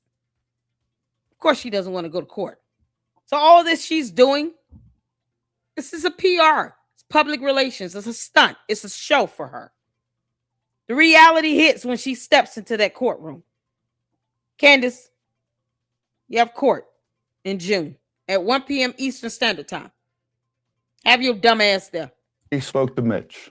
We're saying you go through with this and we're going to tie you to this con artist, basically threatening me before I spoke to Mitch. All right. So a couple things here. Number one, we didn't know who Mitch was till after the interview. Here we see that the text messages reference Snow. We didn't know who Mitch Snow was until long after that interview. It's just a fact that this happened. He was there. I was also able to establish it because now it's like beyond a reasonable doubt. Now, when we get back after this brief break from our sponsors, we are going to bring on, and this is his new name, Mitch. So again, Mitch Snow, we didn't even know who that was. Every other time, her original December 9th episode referenced him as Harry Myers. I don't even know if she used his last name, but we knew that it was Harry. But this is the first time that we ever heard of Mitch and later found out it was Mitch Snow. All right, and you can see from these text messages, this is referencing the Gibson Go Fund that we know didn't start. Coach Collins banned you for posting up. The only thing I posted on Coach Collins was the dismissal request Candace put forward in Macron v. Owens and got banned. Are you serious? No. Oh, no. Oh, Coach Collins is a simp. He's such a simp. What a simp. Candace is not stunning you, Coach Collins. I don't know what his name is. Am I saying it right? Coach Collins, Candace is not stunning you. She's barely stunned George. She's definitely not stunning your dumb ass. You sipping out here and banning people because of what's already on the court docket? Unbelievable. Is he mad that he was forced to read? He banned you because you sent him words on a paper. Oh man, do we need to send him a pretty picture? Maybe that'll go through.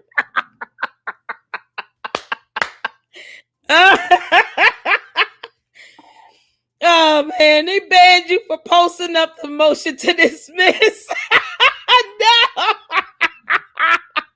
Sipping down the listen.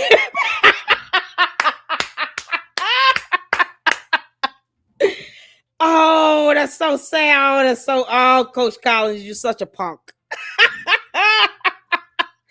Oh my God, he's such a simp. Unbelievable. I can't believe it, Rick. Man, somebody, because he had to read a document.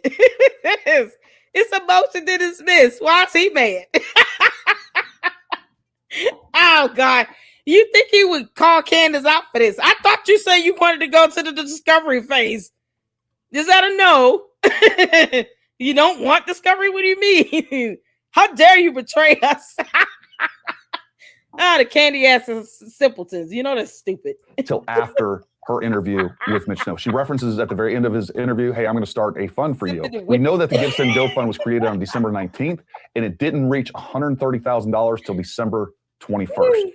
So her trying to remake history and sit there and say that these threats were coming before she interviewed Mitch Snow, and they're not threats, they were warning. These were people that were looking out for her. I was all about it. Freaking take this story. I'm fine with it because I know you're lying about so much, and this will just be further proof that you're lying again. But these are people that were in her corner that were trying to tell her, don't air this story. This guy is a fraud. He's a con. And she would have nothing of it. And she turned on these people that were really trying to look out for her. So we can see the date in the timeline here. We know that the first Fort Huachuca story aired on December 9th, 2025. And then we know she sat down with Erika Kirk on December 15th for that 4-hour meeting. And she aired the results of that on December 16th. And then, of course, on December 18th is when she had the full interview with Mitch Snow. What? That doesn't make. I'm in communication still lying with like him. USA during this time. I sat down with Erika this exact week. What do you? Why wouldn't you? Does that make any sense? Why would you? This doesn't make sense to me. I'm thinking this can't be right. Here's another. That's right. She sat down with Erika Kirk for over 4 hours on December 15th. Erika flew to her, capitulated, gave her everything that she wanted, flew to her, sat there and answered any and all questions that Candace Owens had. So we also know, because she admits to it later on, that Candace knew that Mitch said that he saw Erika Kirk at this point. We didn't hear that until December 18th during the full interview. But we also already know that he already accused Brian Harple of being there. So she's sitting there with 4 hours directly in front of Erika Kirk. Why didn't she ask for alibis? Why didn't she ask Erika Kirk right then and there? Yeah, for all those text messages and posts and all that crap that she kept talking about and blah, blah, blah. Why did she ask for that? I said the same thing. Oh, such a good question, Gary. You know what's so crazy? Candace doesn't care. That's why. She doesn't give a damn. She had unfriended Charlie Kirk, had not even talked to him or been around him for at least a year leading up to his death. She looks at his assassination video with awe and wonder. With just a calm peacefulness. She's not disturbed or sad or crying at the end. Candace does not give one shit at all. I know people don't always like my language, but it is what it is. She doesn't care. She will watch Charlie Kirk get assassinated over and over and over and over and over again in various videos from various angles. And then admit to being obsessed over that. How many times does she have to show this SUV with all that blood in it? It doesn't care. YouTube refuses to take down those videos or say it's not appropriate for children. Nope, they let shit sit up there, fully monetized and everything with sponsors all in it. The sponsors don't say anything about it. Like, don't sit here and give us a shout out and sponsor. No, not when you're going over a video where someone's being assassinated. Can you leave us out of that? Hidden Valley Ranch don't give a damn. Just buy their steaks. Planned Parenthood, no, you got blood and vehicles and stuff, and somebody's losing their life. No, never mind that. Just make sure you sign up for this Planned Parenthood thing. They don't care about her even doing an ad. for her sponsors in these videos where she's showing vehicles with blood in it. Candace doesn't give a damn. She's soulless and a demonic alien. We're trying to get her off of our planet, people. We're working hard to do that. Candace, get the hell out of here. If she was at Fort Huachuca, she could have provided that information. Well, let's see what Candace has to say about that. Oh, actually, let's go back to the meeting with Erika, because this is also relevant. During that meeting, I did not bring up the Fort Huachuca thing because I, first and foremost, needed to continue vetting various aspects of it, but also I have Brian Harpole's number. And so I was just going to text Brian Harpole directly. But it is worth saying that during that interview, Erika gave me Brian Harpole's flights and said, like, I know that you mentioned that you thought Brian Harpole was at this interview. Here are his flights. Now, you guys would later see those flights because Alex Jones then mysteriously has these flights. I took the... It's not mysterious. It's not mysterious. He probably requested it and reported on it. The end. See, Alex Jones had an opportunity to get in Candace's ass about that. He knew she lied about it. And what does he do? Punk out. A whole nother simp. Why is grown men keep simping for Candace? They know damn well she lies like hell is hot. And now where's Alex Jones? Still paying out $1 billion to people. Can't make this up. Well, why did Alex Jones release that information before you? That's weird. Flights from her. I thought it was interesting because I didn't bring up Fort Huachuca and I wasn't intending to bring up Fort Huachuca, and I hadn't mentioned Erika on the show. So there she is admitting that she was given exculpatory evidence directly from Erika Kirk that Brian Harpole wasn't there.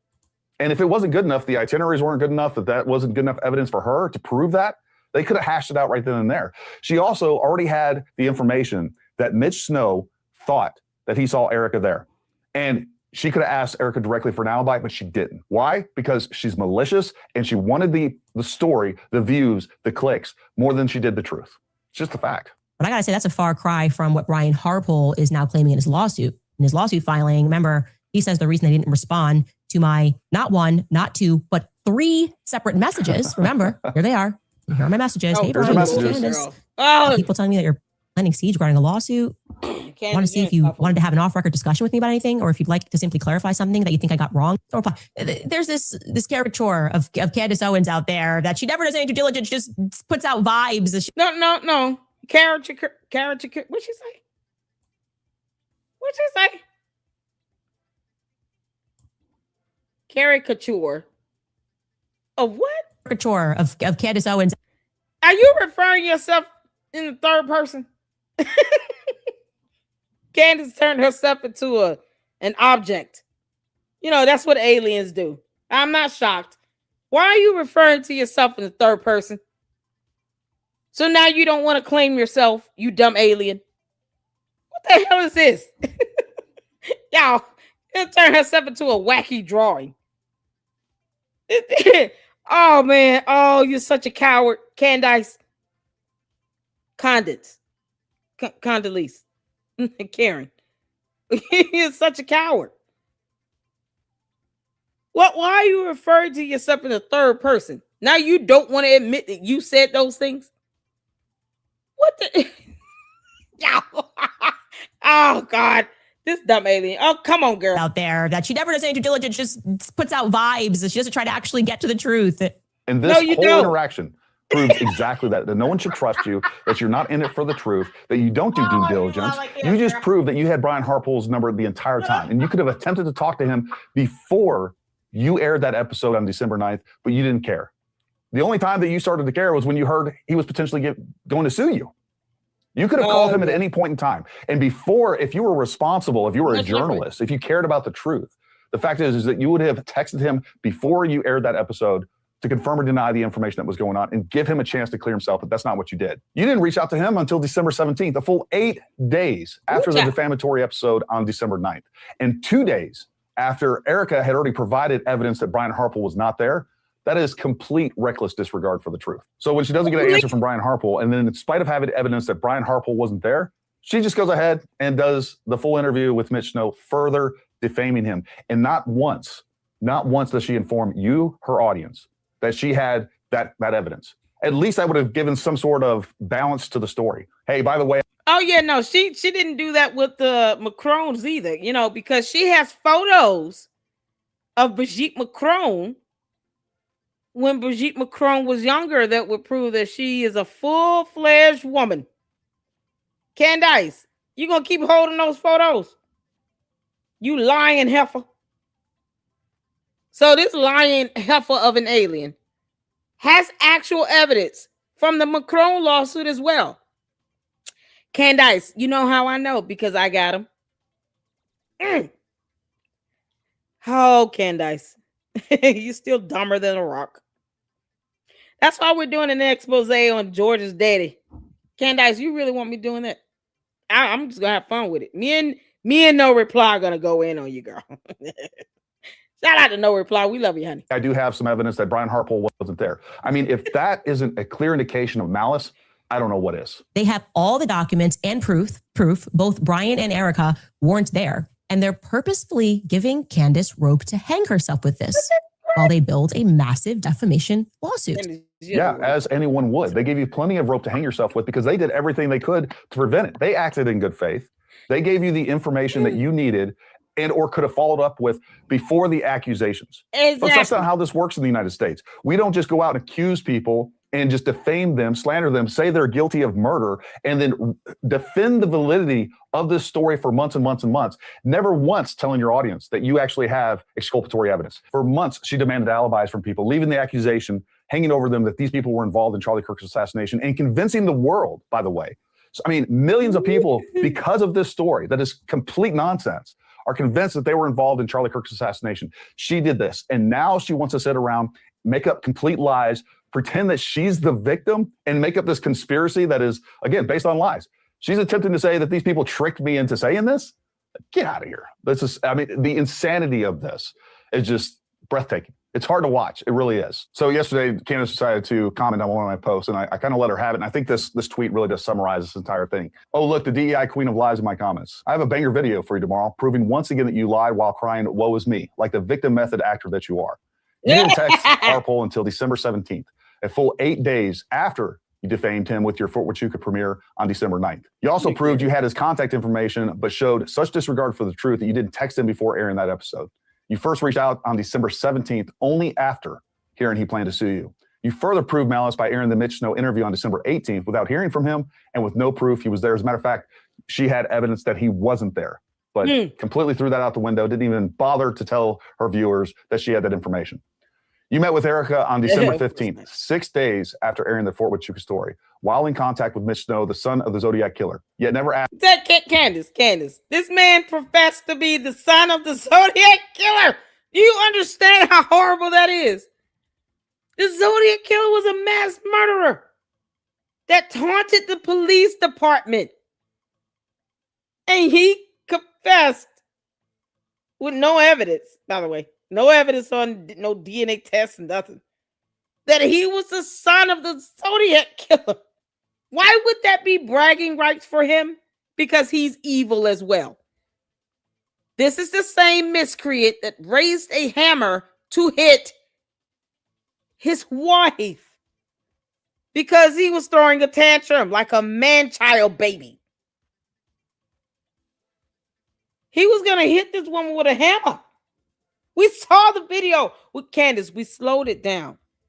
I had to take a screenshot because it was so unbelievable. And what does he brag about? Being the son of a Zodiac Killer. A mass murderer. Oh my goodness. Candace, you reek of evil. Asked her if she was at Fort Huachuca during that 4-hour meeting. 3 days later, you aired the Mitch Snow interview implicating Erika, Kirk, and Charlie's assassination. You then claimed vet bros were threatening you to not interview him, which is laughable since everything you cited as proof came after your episode aired. Those texts referenced Mitch. No one knew who Mitch was before December 18th. They also referenced the Give, Send, Go account and specifically the $130,000, which was after the interview. Your own allies, Ian Carroll, Evan Kilgore, and VFT warned you Mitch lied to you. But now you call that a threat. You want to use all those facts and cry victim that you were entrapped into a defamation suit. Your own stupidity and ignorance did that. I hope Harmeet Dillon and Dylan Law watch your Wednesday show. I think it turns a good lawsuit into a slam dunk. Keep lying that I was paid by TPUSA or directed by Andrew Colvett and you'll face another lawsuit. It's a lie and you know it. Watching you crash and burn after grifting off Charlie's corpse, trying to destroy his legacy and family is glorious. I'm here for it. Here's a video clip to remind the world how sure you were of the evidence you were providing and stating they were facts while defaming Brian Harpole. I just cannot see how this would lead to anything other than a full confession from the government about the military's involvement in his assassination. And she kept saying the military, like she couldn't narrow it down to one particular sector of our military. No, just kept saying the military. It wasn't until she claimed to have an email from somebody at the Army base where we were able to see that she was trying to blame the United States Army. You know, because there are various sectors of our military. We have Marines, the Navy, the Army, Air Force, Coast Guard, National Guard. Candace, you couldn't even pick one. You just said military. And then you got someone that would be willing to go along with that for $139,000 that he's now having to spend in attorney's fees. Because Baron Coleman is not going to represent him either. You think Baron Coleman is going to walk in and say, Your Honor, I'm here to defend Candace Owens, the alien, and Mitch Snow. My name is Baron Coleman, and I'm an attorney. He's a clown. He's such a clown. I'm just going to deliver the facts and see where they land. So there it is. I mean, that's facts. That's evidence that she is out there destroying people's lives without even letting people know, or viewers know, that she has exculpatory evidence saying that they're not there. At least present that at the beginning. I might give you a pass on that. If you just said, hey, you know what? He's saying this. I'll just let you guys know right now that, Brian Harpole has, evidence that he wasn't there. Exactly, Rick. We'll continue to vet this. That would be the responsible way to go about handling this. I mean, the real responsible way to do it is figure all that out before you air the episode. But that's not what she's doing. She's out there destroying people's lives. And then on top of that, she's going to sit there and try to lie to you, lie to everyone, and create this conspiracy against her. When it's her own ego, she wouldn't let this go. When everybody around her was telling her, this guy's a liar. He's a con artist. And he is. And we've provided proof time and time again that this guy lies. He completely made up a story that his ex-wife, beat him with a hammer, trapped him into the garage, and come to find out that wasn't the case at all. He was the one with the hammer. He was the one that was beating on her car. She wouldn't let it go. Raise the hammer to the woman. Let's take a minute and remind everybody who Mitch Snow actually is. And on that morning, she, was loading up. Oh, come now. Does he look like he's the son of the Zodiac Killer? You're a slobber blob. So this slobber blob claims to be the son of the Zodiac Killer. Someone who murked and took people's lives and taunted the police for years. Like, are you kidding? That's not a bragging right. He also claimed to have been a member of the military and a veteran. Oh, man. He's an embarrassment to humanity. That's what he is. And Candace is still a dumb alien. Oh, you dumb goon heifer. You are so going to lose this lawsuit, Candace. There's nothing that the candy asses can tell you to have you think otherwise. You might want to sit down and think about a number to offer in an out-of-court settlement. You're going to get mollywopped in court. Now, I'm here for Candace to be deposed and put under oath. I want nothing more than to see this heifer get deposed and put under oath. Dear God, let that happen. Because Candace, you lie like hell is hot. And when you add that into you being placed under oath, talk about a recipe for perjury. Lord, we thank you. I'm praying that she does continue to keep bluffing like this and get to that discovery phase and get hit with an order to appear for a deposition. I want that to happen so bad. And let the cameras go in the courtroom. We can all see that live. To see Candace Owens get deposed live.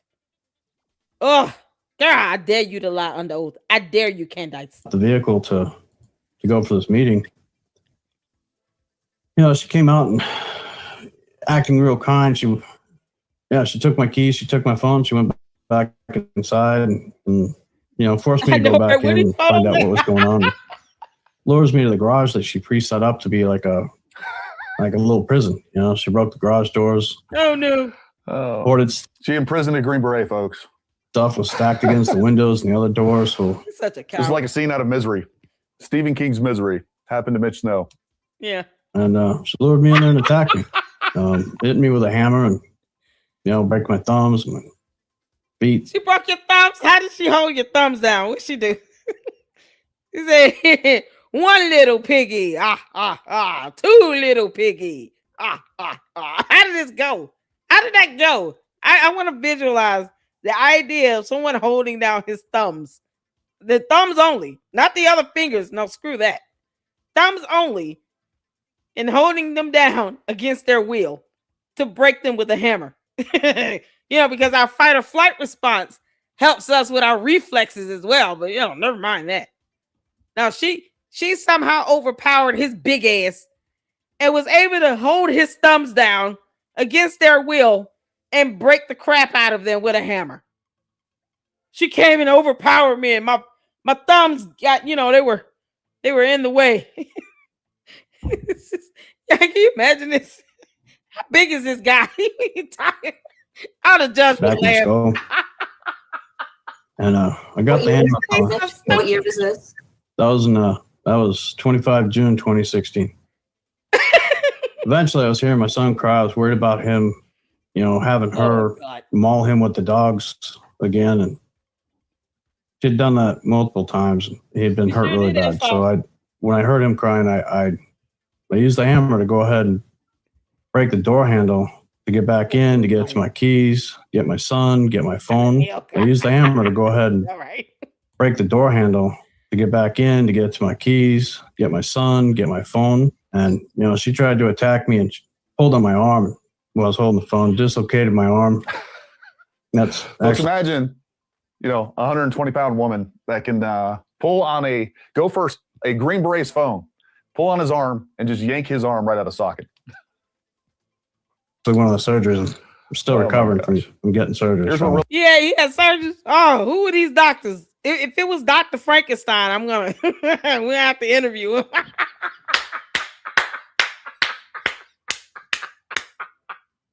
One of the doctors was Dr. Frankenstein. Candace. Oh, we're gonna keep laughing at you until kingdom come. You understand, you clown? Oh man. Yeah, we gotta interview Dr. Frankenstein. He had to be the doctor that performed the surgery on Mitch Snow.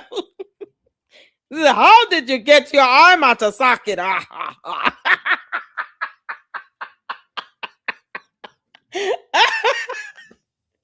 It's alive. Oh, can we get Mitch Snow as a Frankenstein?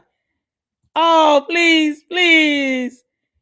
Can we please get Mitch Snow as Frankenstein? Oh, man. With Dr. Kevorkian. Was it Dr. Kevorkian? Oh, man. Has his ass on an operating table trying to put his arm back in socket. And the wife in the corner with the hammer. Oh, good God. Y'all, Mitch Snow's got to be 280 pounds of monkey meat. What are we talking about? It happened on July 25th, 2016. Lene, his ex-wife, actually had this recorded. This is what really happened. Touch that Mustang. Oh. Stop it! Touched it. Look at his big hit ass. my Mustang. Dude, take me all you want. You're ruining our relationship because you gave your keys to your cousin. I didn't give my keys to anybody. You're the one who asked him to mess with your car. I haven't touched this car in forever. It's been in my way. What? Look at this punk ass. Why are you mad about this? Imagine this. You wake up on a Saturday, you're making waffles, the kids are watching cartoons, and the next thing you know, this sack of shit comes out with a hammer banging on your car. And you're like, what the is going on? Oh, I noticed decrepit Frankenstein is not hitting my car with a hammer. That's a hammer. And he looks like he is high on something. Unbelievable. This was 10 years ago. This is the quickest way to get divorced. What the hell? Yeah, this is so disgusting. So Frankenstein got loose with the hammer and just woke up to start erratically banging things with the hammer and raised it to hit this 120-pound woman. Because he's a coward and a punk ass. I'd like it out of the way. Son of Zodiac Killer. I have no idea where the keys are. Would love to know. Y'all crying in the house. But that's not what we were doing today. But you have to do this. You have to. Don't defend ask you a question. now. I can defend myself all I want because you're being insane. You want to video record shit? You want to threaten to hit my car with a hammer? God damn it! Marriage over, Mitch. Goodbye. Don't. See? Then you. He raised the hammer and hit her. Candace, you feel good about that? I wish. Oh my God. Candace, I want you to imagine George gets mad. He goes outside and he takes a hammer and hits your brand new Range Rover for reasons, just because. And then you come out, record him, and then he raises that hammer to hit you with it. What would you do? What would you do, you dumb heifer? You gonna be cool with somebody taking that and saying, I don't care about that baby mama drama. They were married. There's a child in that house. Of course, Candace doesn't care. She didn't care about her own kids. Because she claimed that, a whole nother country was trying to take her out, and she still took the kids to a theme park. She don't care about her own kids. There's a child in this house crying. Y'all hear the baby crying? And Candace called that baby mama drama. She didn't give a damn. I don't care about you almost hit your wife with a hammer. I don't care. Did you see Erika Kirk at the military base at Fort Hartuka? No, you don't need video evidence to prove that. Just say you did, and then I'll give you, 100. Now I'm not giving it to you. Now I'll help you raise it. How about that? I'll promote your gifts and go. I'll make sure my cult members give you all this money. I'm not giving you a dime. I'm going to lie and say I'm going to match it dollar for dollar, but I'm not going to do any of that. I don't care about your baby mama drama or the child crying in the house, or, how Child Protective Services should have been getting the child and the mother out the house away from you, or defects, or police officers. Like, I don't care about that. You raised the hammer to hit her. I don't care. Just talk about Fort Hartuka. My cult will not care either. They don't care. They're stupid. You know what? Do it all you want. Go ahead. I don't want to. I want you to fucking start treating me better than you treat this car. This is how you treat us. Can't make this stuff up, man. My wife neglects us, ignores us, and then screams at us on Saturday mornings about things that are completely unimportant to her. She's not the one yelling, you dumbass. You're the one that's sitting here swinging around a hammer. Of course she will record you. Because you raised the hammer to her. Who knows what would have happened if she wasn't recording you? This could have been the more calm version of him.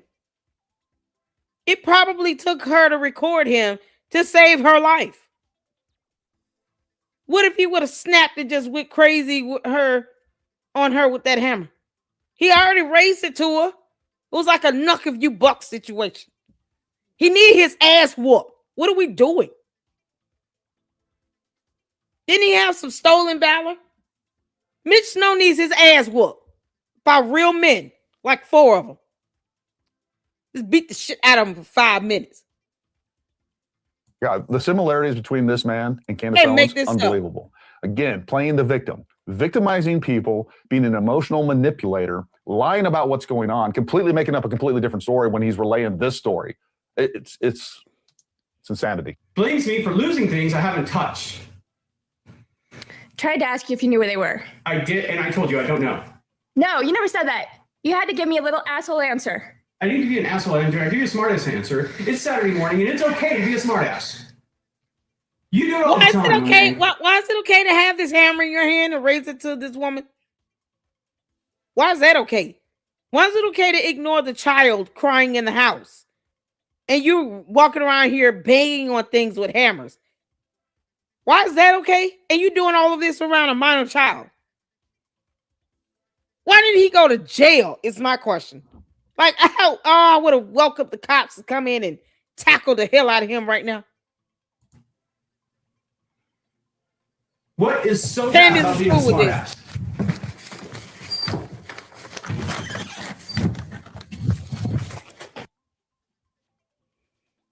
You do. Look Yeah, at him. I've never done crap like that, Mitch. Yeah. That's Not the thing. the You do it damn all the hand fucking up. time. No. That's what you do. You just beat our door in with a hammer. Why are you videotaping me? Why are you videotaping Why are me? you acting crazy? You want me to let you in and that's what you... Why do you have a choice to videotape someone doing this? And there's a child in the house. Imagine if she would have tried to leave. I wonder if he would have let her go. Look at what he did to the door. Because he's a punk ass. And Candace is cool with this. I don't care about any of that. Baby mama drama.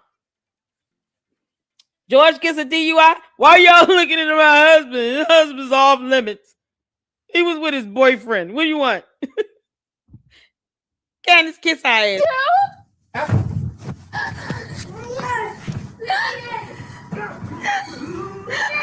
This woman is traumatized.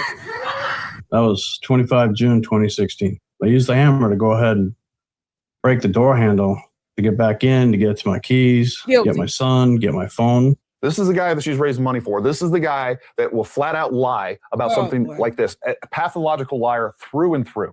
And by the way, everybody that I've talked to, his kids, his ex-wives, people that he knows, his best friend called me and told me, his only friend called me. It was like, I cannot, like, he's always been this way, but it's never been at this level. What's going on with Candace Owens and all this You other can't stuff. make this up. People tried to warn Candace. She wouldn't let it go with her because of her own ego.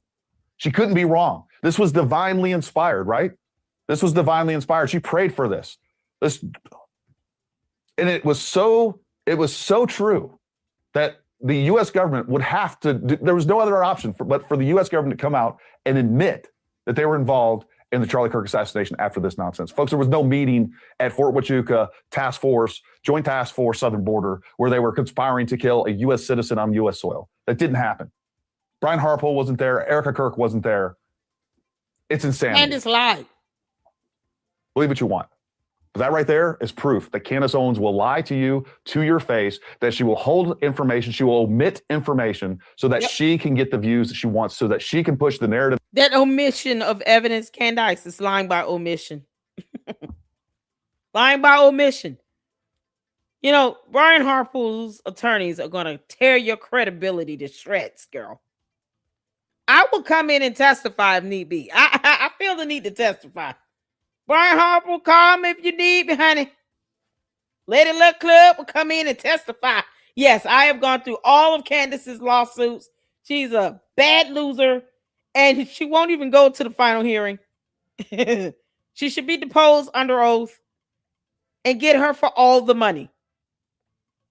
How much ever she made lying like hell about this, yeah, go ahead and just ask for that in your judgment. Was it $50 million? Yeah, get $50 million. Get the money. It's not all she has. You know, George has like $244 million. They just hide it in all these various LLCs. Yep. Hit up Brandon Tatum as well. He aids in getting that damn merch out. Can't make this that up. she wants, period. It's undeniable. This whole thing is a grift. But you decide for yourself if you're going to believe this nonsense or you're going to step back into reality. It's up to you. Thanks for watching. Until next time, stay armed. Oh, Gary, we love you, honey. Y'all, we got and you know, Megan Kelly, we gonna laugh at your dumb ass. Might as well. You can't make this stuff up. Shout out to Gary at Paramount Tactic. I did get a response back from him. Oh man, why do I keep missing this? So we're waiting to hear back from him again because I didn't know it was. He's like, hey, come on today if you want. Oh my God. I'm just not seeing the message. I'm sorry. But we got the invitation. We got the scheduled collab with Ami for May 26th. Y'all, this is going to be exciting. That's on a Tuesday at 8:30 p.m. Eastern Standard Time. So if you guys can, make sure you check your notifications and turn on all notifications so we can be up in here and ready with Ami. And we will be with him for as long as he's willing to hang out with us here in the Lady Luck Club. May 26th, 8:30 p.m. Eastern Standard Time. I'm ready and excited. Oh my God. And I am so happy. Ami Mama loves you, honey. We got to get this in. Y'all ready? Thank y'all so much for tuning in. We got to end this on some laughter. Okay. I told you all God has blessed us and some great things are going to happen here in the LLC this month. And it is happening. It's happening, you all. So check out Fax Me. Make sure you guys go show some love and support and check out the collab that we did on Sunday that he premiered on Monday of this week on Fax Me. We were able to hang out and have a good time with Edie Marie in the LLC. And we have our collab with Ami coming up. And I'm waiting to hear back from Gary and his producer. So we got some great things coming up in this month. And I just want to thank you all for supporting me here. It's an absolute blessing. And I appreciate every last one of you. You have no idea. I did get the message with Mindy and the Eclectic Journalist. So hopefully we can connect and collab on that. I told her I would love to collab with her. The Eclectic Journalist. I'm assuming is a woman, right? Yeah. Okay. Yep. So hopefully we'll hear back from that. And stay tuned. So great things happening. Great things happening. I am so excited. We got to get Artie Trolls next. Yep. Oh, Artie. Artie Trolls is getting it in. Shout out to him. And we got Ami coming up on the 26th. Y'all ready to have a good laugh? We got to get it in. We got to laugh. Y'all, I'm in this wig. Y'all hit the floor where you can see it here. Let's get to it. Tucker has some new viewers, new members of his audience that, from what I read, are Muslims, fans, and even some jihadis apparently are out there watching Tucker. And I mean, say what you want. Those are fans. So you can't discount that. Fans are fans, you know, so don't go writing them off just yet. That Tucker, and he's getting fans. And so having watched him get fans, it's kind of made me think, like, kind of have to look at what I've been doing. And, you know, I've come to realize that a lot of the people speaking out against radical Islamic terrorism also happen to be very pro-Israel. Very pro-Israel. So it's kind of made me think a little bit, you know. I've also come to realize that a lot of these people in the conservative movement, especially the neocons, who are pro-life, are also very pro-Israel. So it's kind of made me have to take a look at my rhetoric on abortion. You know, because they're also pro-Israel. So thinking, not so sure how I feel about abortion now that I find out all these pro-lifers are also very pro-Israel. Another thing that's come to my attention is a lot of these people who are very for gun rights are also very pro-Israel.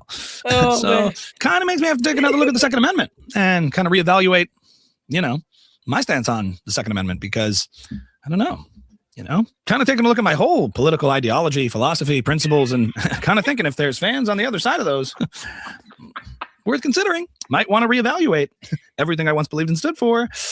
Because it's working for Tucker. So I have to think, am I being manipulated? And I refuse to be manipulated. Yeah, I will not be manipulated. I'd rather die than be manipulated. I'd rather die than do that.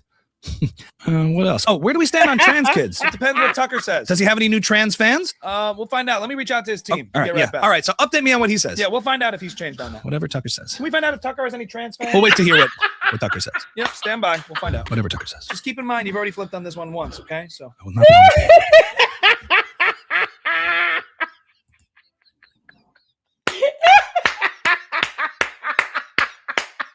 Oh, Megan Kelly, you clown.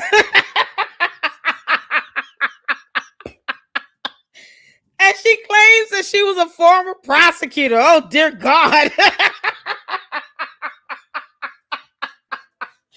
Oh, man. Oh, Ami. Y'all, sometimes you just gotta laugh. I think taking in Candace for 15 minutes, you gotta break it up.